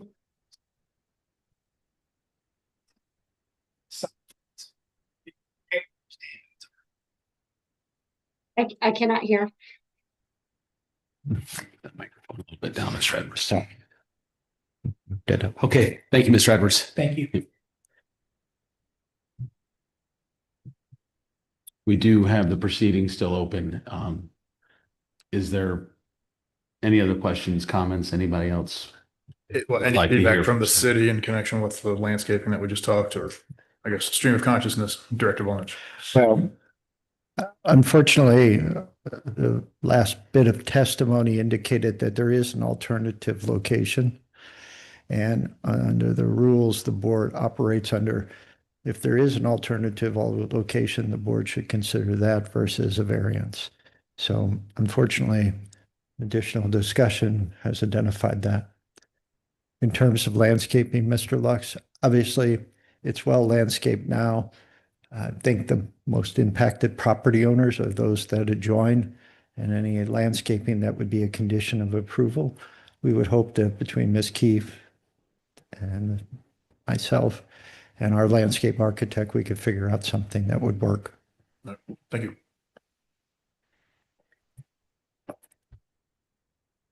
Thoughts on the alternative location? Ms. Keefe, could you put the plot plan back up? If you don't mind. I mean, when Mr. Edwards is talking about an alternative,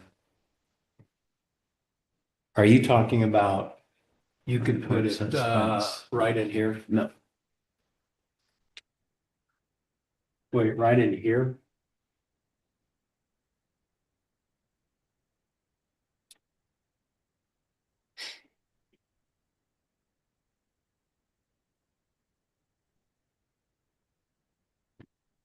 Director, if it is placed there, it would be on a concrete pad and it's still 100 feet. So what approvals, if any, would be actually required, even though it's outside the setbacks? Just do a zoning authorization for the structure, and it appears it can be moved quite easily from the deck to the current location now to the, what I would call the left side of the pool. So we would authorize it. I don't know if it would need a building permit. I'd have to do a little research. Thank you. And this is currently concrete here? Yeah. So you could physically take it from here and just put it in right there.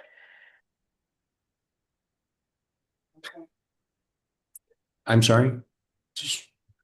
So you'd be fine with doing that?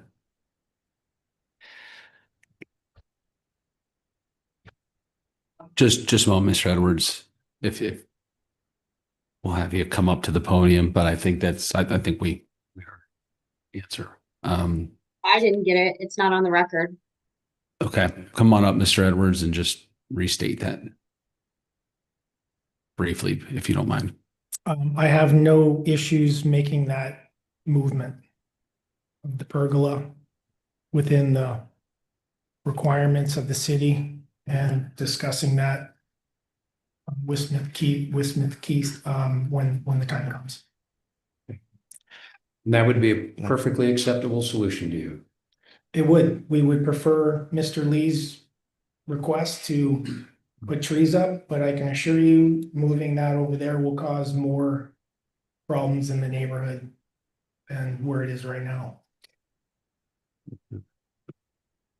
It's back in the corner where nobody can see it. You're asking for it to be right in everybody's view. It's gonna be a big deal, but I'm willing to do it. I know we've already reviewed this with the city. I won't need much to do that, and I'm willing to do it. Okay, thank you, Mr. Thank Edwards. you, sir. I do feel, because we have members in the audience and online, I mean, the proceedings are reopened. Although the board obviously has to make a decision outside, public comment, but it is a variable. Does anyone want to speak in favor or opposition to that proposed location? Simply from a gauging of acceptance. If anyone online would like to speak, please use the raise hand feature. Robin, I think you had a raised hand in the back of the room. Ms. Moss, if you could. Mr. Chair, Yes. the speaker is still under oath from her original. Okay, thank you. Please proceed.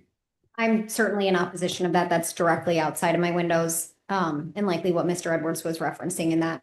But tucked under the deck is one thing because it's almost assumes part of the house. But when you can see that structure in the backyard clearly viewed in the open, to me, that's what I don't like. And it does feel different than the character in the neighborhood, which is why I'm in opposition. Yeah, the difference that kind of goes back to my comment that the difference is he's well within, there's, the board at that point is out of the equation and it can be there without. And I understand. Yeah. So And if that's I what just, it's gonna do and that Yep. could be part of retaliation, that's okay. Life goes on. There are other Yep. things to worry about. I'm just sharing my. yeah, absolutely. Yep. Did you ask?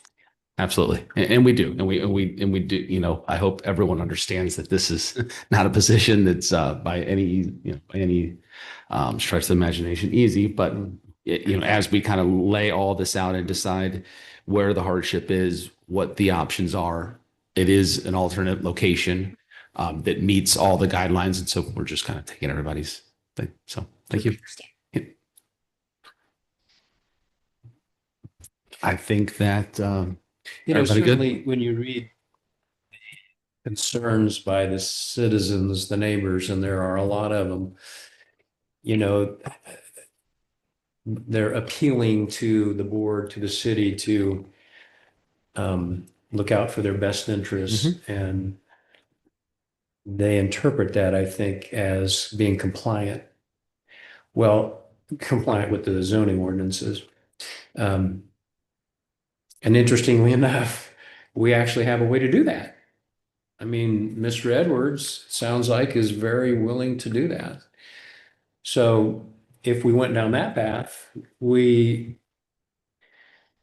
not dealing with a variance anymore. We now have a solution that is acceptable to the city, acceptable to Mr. Edwards, and arguably would be acceptable to the neighbors because they are in compliance.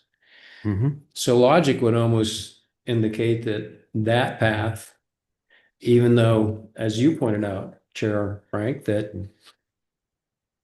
one neighbor to the left is going to maybe see a little bit more of that pergola than they would really like to. It actually addresses many of the concerns that were raised. Yep. You're going to have just a moment to make that decision. So, Right. Any other comments, questions? Okay. That being said, we will close the proceeding for a vote. May I have a vote, a motion to approve, a motion to deny, or a motion to approve with conditions? I'll make a motion to deny. We have Mr. Lux with a motion to deny. Do we have a second? A motion to deny the current variance. Variant request. Mhm. And I'm going to second that motion. Okay, Mr. Sprunger. Thank you for the second. Mr. Morris, how do you vote? Approve. Mr. Lux? Approve. Mr. Sprunger? When we say approve, we're approving the denial, right? Approving the Yes, denial. approve, yes. Approve. So just a moment. Mr. Sprunger? Approve. Mr. Lee? Approve. Then I approve as well. The variance is denied. Mr. Chair, the second item on tonight's agenda is BA 32-25, Brandon and Jamie Minert, 1660 Shepherd Road, Wildwood, Missouri, 63038, care of Dan Carey, Lakeside Renovation and Design, 139 Chesterfield Industrial Boulevard, Chesterfield, Missouri, 63005.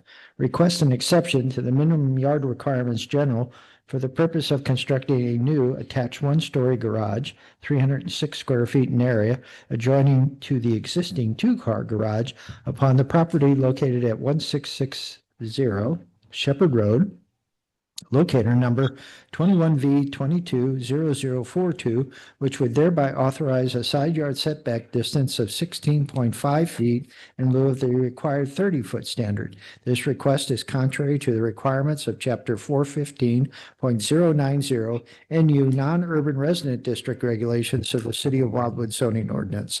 This particular property is located in Ward 3. And again, before Ms. Keefe begins her presentation, the department would like to enter into the record the following items. Chapter 400, Article 2 of the City of Wildwood Municipal Code, the Board of Adjustment. Chapter 415 of the same City of Wildwood Municipal Code, the zoning ordinance. The file that has been developed and maintained by the Department of Planning regarding this particular request and all contents contained therein, including the department's report with recommendation, and then finally any testimony or evidence that is provided as part of tonight's hearing on this matter. Thank you, Mr. Chair. Thank you, Director. Ms. Keefe? All right, Mr. Chair, members of the board, our next case this evening does concern the construction of a new attached one-story garage adjoining an existing two-story garage. The subject site of the request is a legal non-conforming 1.54 acre lot. The reason it's non-conforming, it's less than 3 acres in the non-urban residence district. It is located in northeastern Wildwood along Shepherd Road, which is a city-maintained roadway that connects Highway 109 in the west to Strucker Road in the east. The subject lot is occupied by a single-family dwelling that was built in 1983.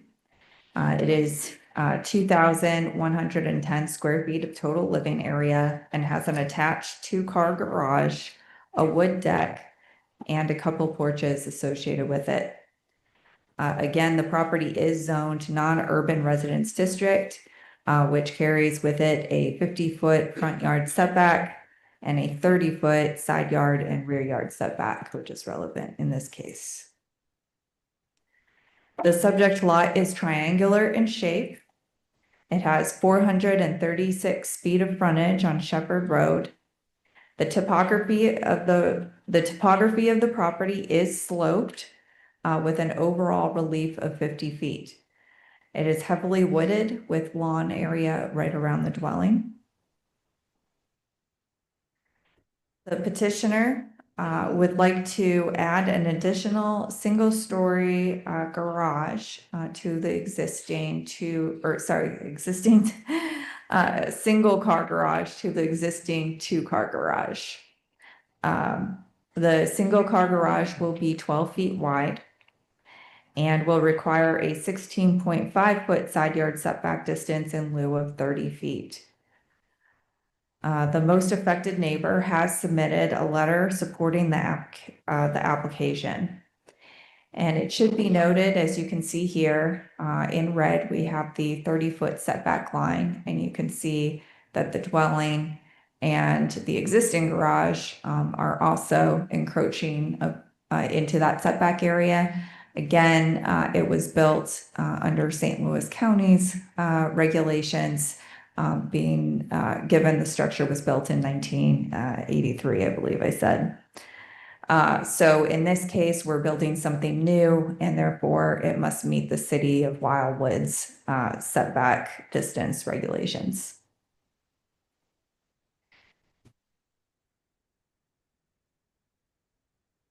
This is looking southeast at the front of the dwelling. This is looking southwest at Shepherd Road.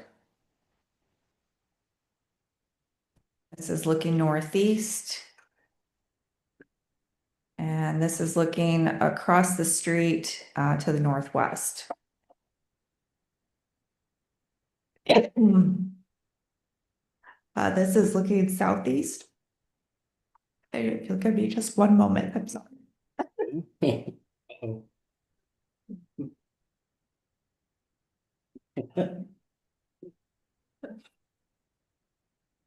My apologies for that. We're looking southeast across the petitioner's front yard.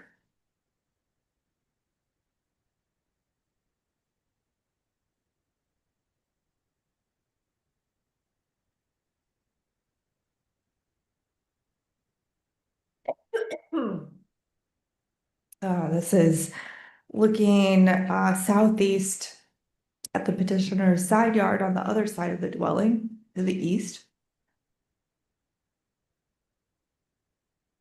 Same area. This is looking southwest at the front of the existing two-car garage. This is looking southwest towards the most affected neighbor, who again wrote a letter in support.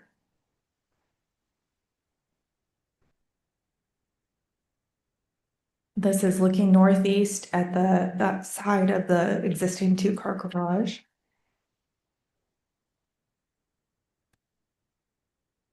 This is looking east at the petitioner's rear yard. And this is the rear of the dwelling and the petitioner's existing wooden deck. That concludes my presentation at this time. The department has not received any written comments in opposition or in support of this case this evening, other than that letter that was provided by that neighbor. At this time, if you have any questions of Director Bunich or I, we are happy to answer them. Thank you. Any initial questions for the department? Thank you, Ms. Keefe. At this time, will the petitioner please come forward, state his or her name, address, and relationship to this property, and we'll get you sworn in.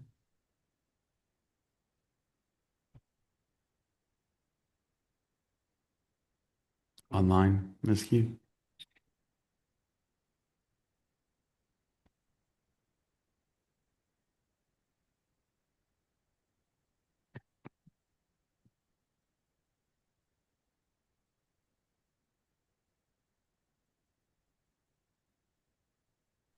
Can you hear me? I can hear you. Yes, if you, I'm going to turn my video on. Give me one moment. There you go. if you could please state your name, relationship to this property and address, and we'll get you sworn in.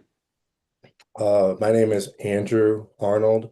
I am in substitute of Dan Carey while he's away, and I am doing business as our client for Lakeside. We are Lakeside Renovation Design, and our client is the Minute Residence at 1660 Shepherd Road. Okay, we'll get you sworn in here. Please raise your right hand.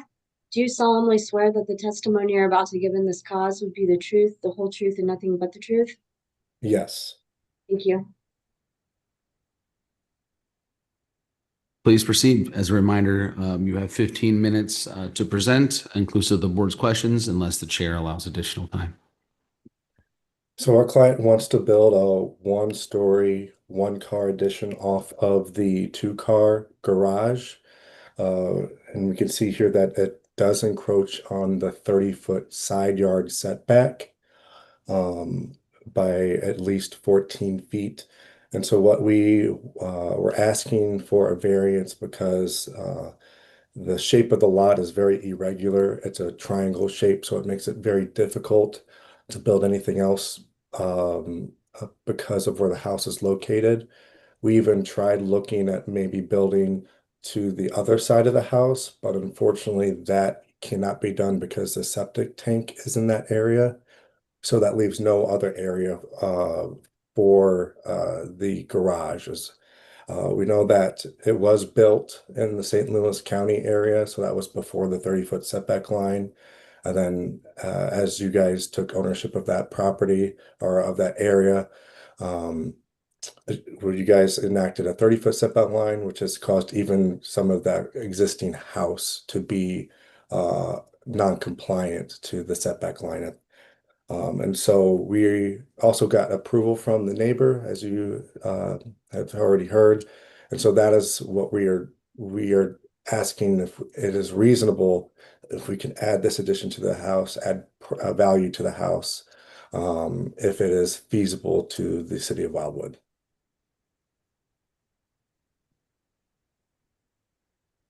You'd like to add, Mr. Arnold? I'm sorry, what? Anything else you'd like to add? That is it. Any questions for Mr. Arnold? Mr. Arnold, the size of the garage, Mhm. obviously, to be compliant and to act as a garage, I imagine you have to have a certain size. Tell us a little bit about the size of this. Is it oversized? Is it minimal? How was that approached? So it is at the minimum size it could be because we need at least an 8 foot wide garage door. That's the smallest garage door we can get for a single car. And then you want 2 foot on each side of that. So that gives us right at 12 feet. So we got 12 foot on width, and then we are having it stretch the entire length of the existing garage, which is 25 feet, which is standard for the length of a car garage. And we couldn't make it any shorter because if it did, it would be around 5 feet. Fair enough. Any Just questions just real quick, the department has noted that they would prefer that the addition match in design and materials to the existing house. Any foreseeable trouble getting those parts to match or anything, or is that an okay requirement?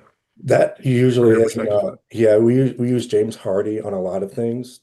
And so they do color matching. If they can't, then we will get it primed to where we can paint, color match it with paint. And so it shouldn't be an issue at all. Great, thank you. Any other questions for Mr. Arnold? Seeing none, thank you, Mr. Arnold. Any members in the audience or online that would like to speak in favor or opposition to this request? Mr. Chair, received any speakers cards? If anyone online at this time would like to speak, please use the raise hand feature. Mr. Chair, I see no raised hands offline. Mr. Chair, we have. Seeing none, would anyone like to hear an oral presentation of the department's report?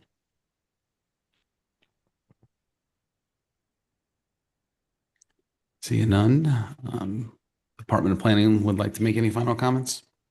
Yeah, Mr. Chair, members of the board, again, I think you saw through the evidence that was presented that there is a hardship on this property given the pre-existing nonconformity that was caused by St. Louis County becoming City of Wildwood. So in acknowledgement of that and the fact that this garage is very modest in its size and the most logical location possible upon the lot, and given that the neighbor does support it, the department is simply requesting that if approved, this board condition it upon matching in material and design with the existing dwelling. Thank you. Thank you. Any questions for Ms. Keefe? Mr. Chair, if I may, Yes, sir. just as a sidebar, between 1948 and 1965, the minimum lot area out in this area, now Wildwood, was 1 acre. So that's why occasionally we see lots less than 3 acres. In this case, it was an oversized lot based upon the 1948 to 1965 zoning. Thank you, Director Bunich. Any final comments from the board? All right, this time we will close the proceeding for a vote. Can I have a motion to approve or deny or approve with conditions?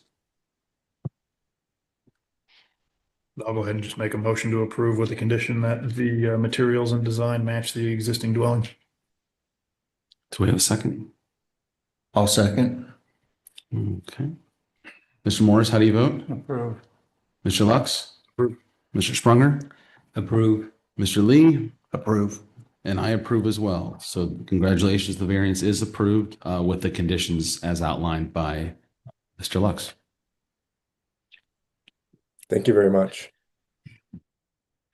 Mr. Chair, the third item on tonight's agenda is BA 33-25 Hartman Family Trust, 16932 Lewis Spring Farms Road, Wildwood, Missouri, 63005, care of Joseph Schlegg, 2900 South Brentwood Boulevard, Brentwood, Missouri 63144, requests an exception to the minimum yard requirements general for the purpose of constructing a new retaining wall with a 19-foot maximum height of concrete block type of construction upon the property that is located at 16932 Lewis Springs Farm Road, located number 19U 110170, Lewis Spring Farm Subdivision, Lot 17, thereby authorizing a southwestern side yard setback distance of 20 feet in lieu of 30 feet.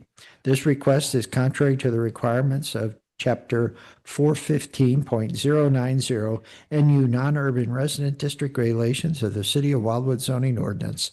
This particular property is located in Ward 2. And again, before Ms. Keefe begins her presentation, the department would like to enter into the records the following items. Chapter 400, Article 2 of the City of Wildwood Municipal Code, the Board of Adjustment. Chapter 415 of the same City of Wildwood Municipal Code, the zoning ordinance, file that has been developed and maintained by the Department of Planning regarding this particular request, and all contents contained therein, including the department's report with recommendation. And then finally, any testimony or evidence that is offered as part of tonight's hearing. Thank you, Mr. Chair. Thank you, Director Unich. Ms. Keefe, please proceed. All right, Mr. Chair, members of the board, again, the case this evening and the next case this evening involves the construction of a new retaining wall with 19 feet, which is 19 feet maximum in height. The subject property is located in northeastern Wildwood in the Lewis Spring Farm subdivision, which is just northeast of Strucker Road and Shepherd Road. As you can see here, here's Church Road, so far northeastern Wildwood. The property is 3.12 acres. It is occupied by a single-family dwelling that was built in 1992. Many improvements upon the property do exist, including a driveway, porch, wood deck, patio, carport, two-car garage, or actually two different garages connected by a porte cochere, and a series of retaining walls. It is zoned non-urban residence district and has a 30-foot side yard setback distance associated with that designation. The property is triangular in shape. It descends 60 feet in slope from the front yard to midway through it, where there is a drainage way that then tracks northeast and ascends to the rear of the lot for a total of 78 feet of relief. The slope is steep and the property is heavily wooded. The petitioner is requesting to construct a new retaining wall. Here you can see it. This would have a maximum height of 19 feet and would require a 20-foot setback in lieu of the 30-foot setback. The wall will support a new in-ground swimming pool project, as well as a new covered patio or pavilion, both of which are within the buildable area.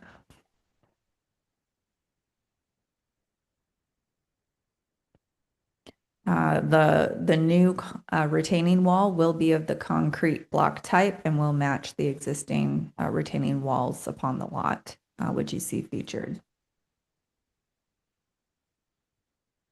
This is looking southeast towards the front of the dwelling. This is looking southwest.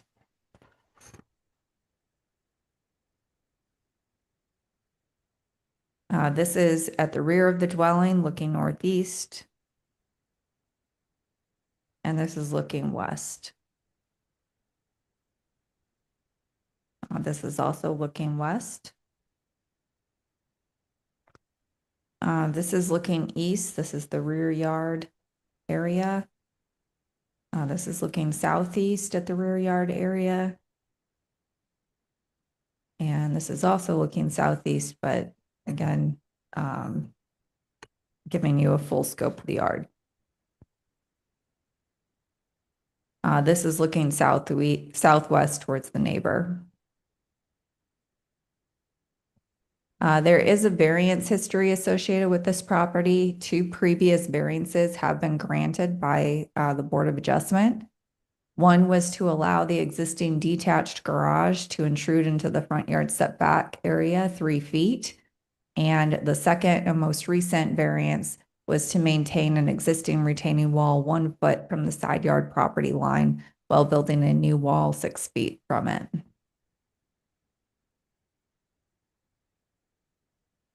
And that concludes my presentation at this time. The department has not received any written comments in support or opposition of this request. Director Vinich and I are available to answer your questions if you have them. Thank you, Ms. Keefe. Any questions for the department? Okay. At this time, will the petitioner please come forward, state his or her name, address, and relationship to the property, and we'll get you sworn in. Good evening. I'm Joseph Schlag with Throat & Co. Architects, representing the Hartmans. And your address? Oh, the office is at 2900 South Brentwood, as it's listed there, 63144. I'm in Wildwood, if that matters. Yep. Yeah, good. We'll get you sworn in here, Mr. Slag. Do you solemnly swear that the testimony you're about to give in this cause will be the truth, the whole truth, and nothing but the truth? Yes, I do. Thank you. If you could, please state the hardship or necessity for the variance as it pertains to the property. And as a reminder, you have 15 minutes inclusive of the board's questions unless the chair allows additional time. Thank you very much, board and members of Wildwood here. We appreciate all the hard work you do. The Hartmans want to put in a pool in the backyard, and as we saw in the photos and the site plans, it's a very steeply sloping lot to the back, and also really crunches down in that triangular shape. In order to get a pool at all there is going to require some sort of retaining wall. In addition to that, they would like to have that exterior pavilion covered. We were able to keep all of those features in the buildable area, but to support those, that retaining wall just has to scoot out a little bit, and we kept it as well as we could behind those existing retaining walls, just in order to keep it, in the property. You could also see that the existing house is built sort of at an angle. If you're standing at the back of the house looking out into your yard and over the pool, you're already tilted towards the side yard, if you can see that. So we wanted to maintain all those views of the landscape and minimize the impact on the stormwater and the existing landscaping, all that. So that's essentially it. Any questions? Any questions for Mr. Slag?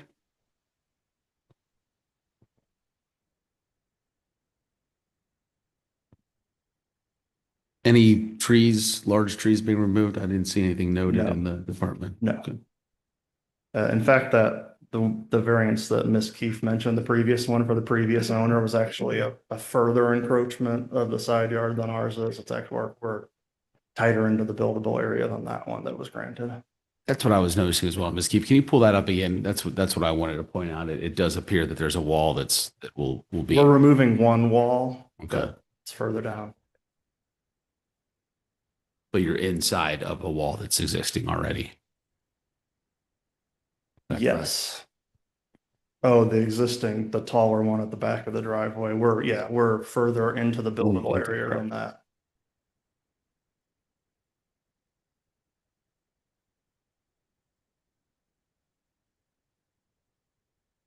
That lower one there is the one we'll take out, and then the ones closer up. Mr. Chair, what did you want to see? Did The- you want to see this? The area of the plat.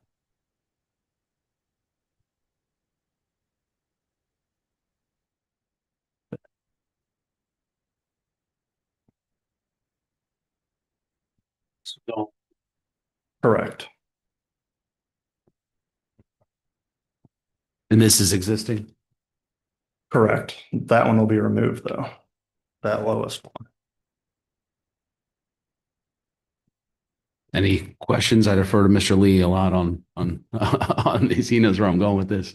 Any other questions for the petitioner?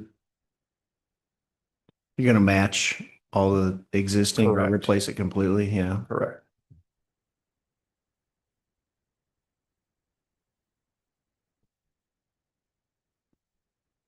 Anything else? Any questions? Okay, thank you. Thank you, John. Any speakers in the audience who may want to speak in favor or opposition to this request? As a reminder, each speaker has 5 minutes inclusive of the board's questions unless the chair allows additional time.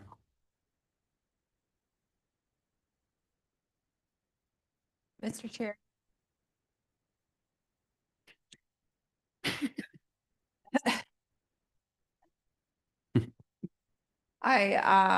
If there are any individuals online who wish to speak, please use the raised hand feature. Or Mr. Chair, it does not look like there are. Seeing none, anybody like the opportunity to hear the oral presentation of the department's report? Seeing none, Ms. Keefe, any final comments from the department? Mr. Chair, members of the board, the department is supporting this request. We believe the retaining walls are a necessary component of doing backyard improvements and in a terrain that's challenging. Additionally, the applicant did work with the department to move the pavilion outside of the setback area and into the buildable area as part of this project, which resulted in a lesser impact, lesser variance. So we saw that as a bonus. The property is heavily wooded. There's a nice tree buffer between properties. So we believe that will minimize any impacts. So with that said, we are supporting it. Thank you. Thank you, Ms. Keefe. At this time, we will close any questions, comments from the board.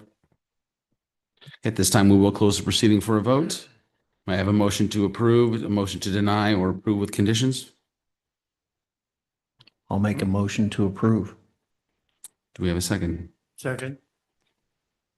Mr. Morris, how do you vote? Approve. Mr. Lux? Approve. Mr. Sprunger? Approve. Mr. Lee? Approve. And I approve as well. Congratulations, the variance is approved. Mr. Chair, the last case tonight relative to the docket is BA 34-25 Lee Wambacher, 220 Spyglass Hill Drive, Wildwood, Missouri, 63040. Requests an exception to the minimum yard requirements general for the purpose of constructing a tiered concrete deck that is to be attached to a new in-ground swimming pool upon the property being located at 220 Spyglass Hill Drive, locator number 24U 430551, enclaves at Cherry Hills, Plat 4, Lot 16, which would thereby authorize a front yard setback distance of 15 feet in lieu of 25 feet. This request is contrary to the requirements of Chapter 415.120 R1A 22,000 square foot resident district regulations of the Wildwood zoning ordinance and Planned Residential Development Overlay District, parenthetical PRD ordinance number 865. This particular property is located in Ward 8. And as with the last three cases, the department would like, before Ms. Keefe begins her presentation, it's contagious. Chapter 400, Article 2 of the City of Wildwood Municipal Code, the Board of Adjustment, Chapter 415 of the City of Wildwood Municipal Code, the zoning ordinance, the file that has been developed and maintained by the Department of Planning regarding this particular request, and all contents contained therein, including the department's report with recommendation. And then finally, Mr. Chair, any testimony or evidences that is offered as part of tonight's hearing on this matter. Thank you, Mr. Chair. Thank you, Director Bunich. All right, Mr. Chair, members of the board, our final case this evening, again, involves the construction of a tiered concrete deck that is to be attached to a new in-ground swimming pool project. The subject site of this request is a 0.4 acre lot located in the enclaves at Cherry Hill subdivision, Plat 4. The enclaves at Cherry Hills consists of 206 lots with associated dwellings. The surrounding land use consists of clustered dwellings surrounding large tracts of common ground, which is common with the city's planned residential development overlay districts.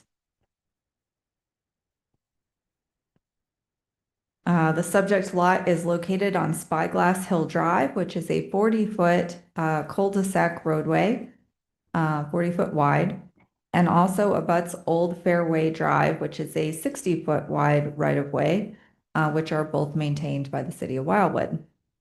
The property is zoned R1A, 22,000 square foot residence district, and does have a PRD, or a planned residential development overlay district associated with it. This was approved by City Council on September 23rd, 2002. There is an existing single-family dwelling that was built in 2004 upon the lot. It does have some improvements associated with it, including an open frame porch, a patio, and an attached garage. The lot is slightly sloped, descending from Old Fairway Drive to the front of the lot with 10 feet total in relief. The lot does consist primarily of lawn area. The petitioner has received zoning authorization for an in-ground swimming pool from the city of Wildwood, which was approved, meeting the setback requirements. So the first phase of this project includes this area of the pool here, whereas the variance in question concerns this tiered patio area. So this has not been approved, but this has. The full design of the pool does include the 20 by 20 foot concrete patio area, which requires a 15-foot setback distance in lieu of 25 feet. This is the top view of the project.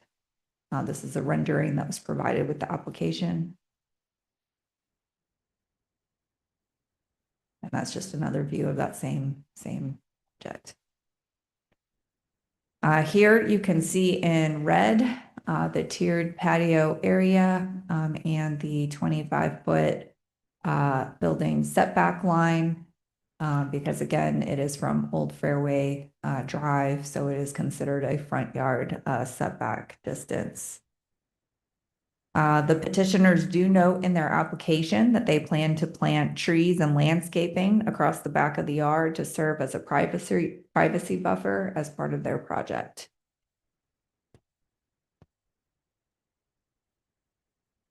This is looking southeast at the front of the dwelling. This is looking west. This is the cul-de-sac, Spyglass Hill Drive. And this is looking northeast on Spyglass Hill Drive. Now we're in the backyard looking towards Old Fairway. This is looking southeast.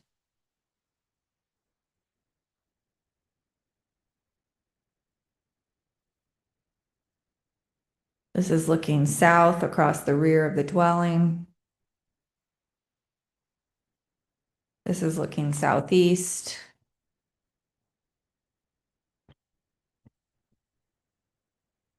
Here we're standing up at Old Fairway Drive and then looking down at the petitioner's dwelling.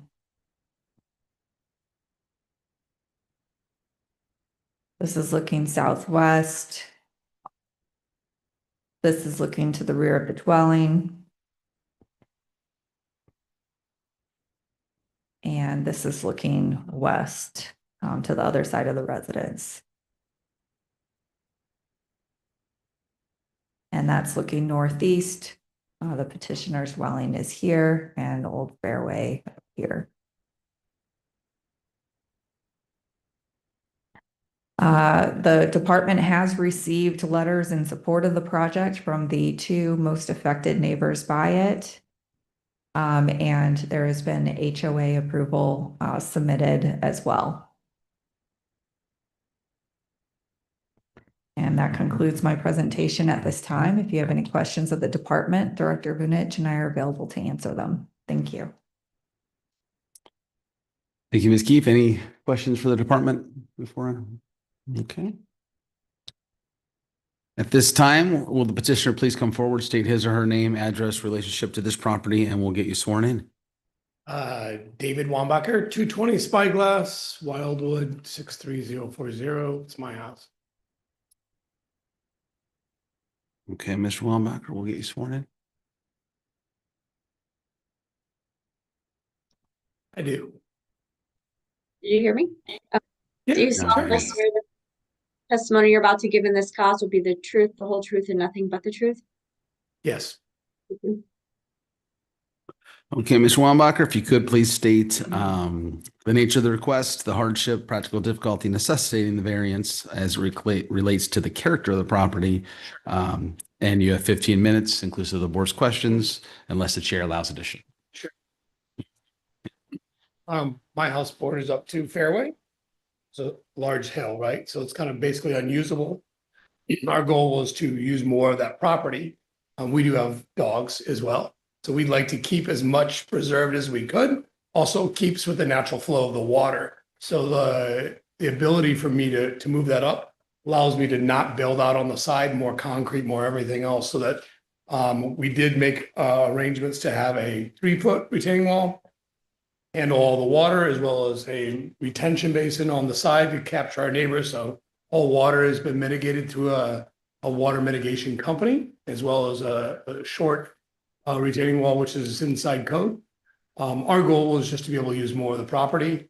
And like they said, we're planning on putting green giants across the back. So goal would be to shield it from the view, but I mean, it's the only view we're shielding ourselves from is probably the lake, but we're not high enough to see it. So.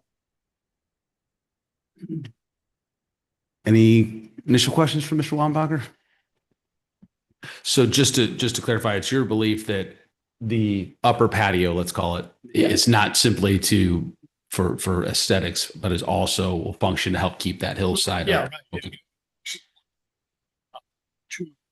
Gotcha. So it's not just from Small. to keep the hillside intact. Without the escalated patio, there would be just a bigger retaining wall, correct?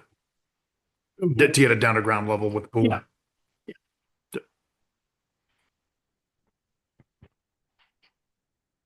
Yeah. And I didn't ask for forgiveness. Just came to ask for permission. I think the department is very grateful for that, I assume. Any concern with the department, in their report, they recommend working together to kind of put a landscape plan together. I think it says that you're. No, actually, it's changes. He loves it. We'll lean in and we'll make it beautiful together. Yeah. More trees. Perfect. Any other questions for Mr. Wambacher? Thanks, sir. At this time, is there any speakers in the audience that may want to speak in favor or opposition to this request? As a reminder, each speaker has 5 minutes to present, inclusive of the board's questions, unless the chair allows additional time. Mr. Chair, I have no speakers called. I do have 2 individuals online. If they would like to use the raise hand feature, they may speak at this time. Mr. Chair, I see no raised. Anyone would like to hear an oral presentation of the department's report? Any final comments from the department? Mr. Chair, members of the board, the department is supporting this variance request. This is another instance where perhaps this concrete tiered patio is not necessary to the reasonable use of the property. However, the impacts to surrounding uses are very minimal, considering the grade of the roadway and where the project will be located. And then the mitigation of doing some of this additional landscaping may also add improvements to the area as well. So the department is supporting it, providing that we do receive or that we approve a landscape plan that reflects these plantings that are to be installed along Old Fairway Drive. Thank you. Thank you, Ms. Keefe. Any other comments, questions? Mr. Chair, if I may, I'd just like to thank Mr. Rombacher. He probably wouldn't be here if we hadn't switched the agenda around. So thank you for your patience. Yes, thank you. That's a good point, Director Vulich. Thank you. Yes, yes. Yes, we aim to please, but yes, in this case, Mr. Wambacher, unfortunately, you were here a little bit longer, so. We'll close the proceeding for a vote here. May I have a motion to approve, a motion to deny, or approve with conditions? A motion to approve with the condition of the landscaping plan approval. Thank you, Mr. Lux. Do we have a second? I'll second. Thank you, Mr. Morris. Mr. Morris, how do you vote?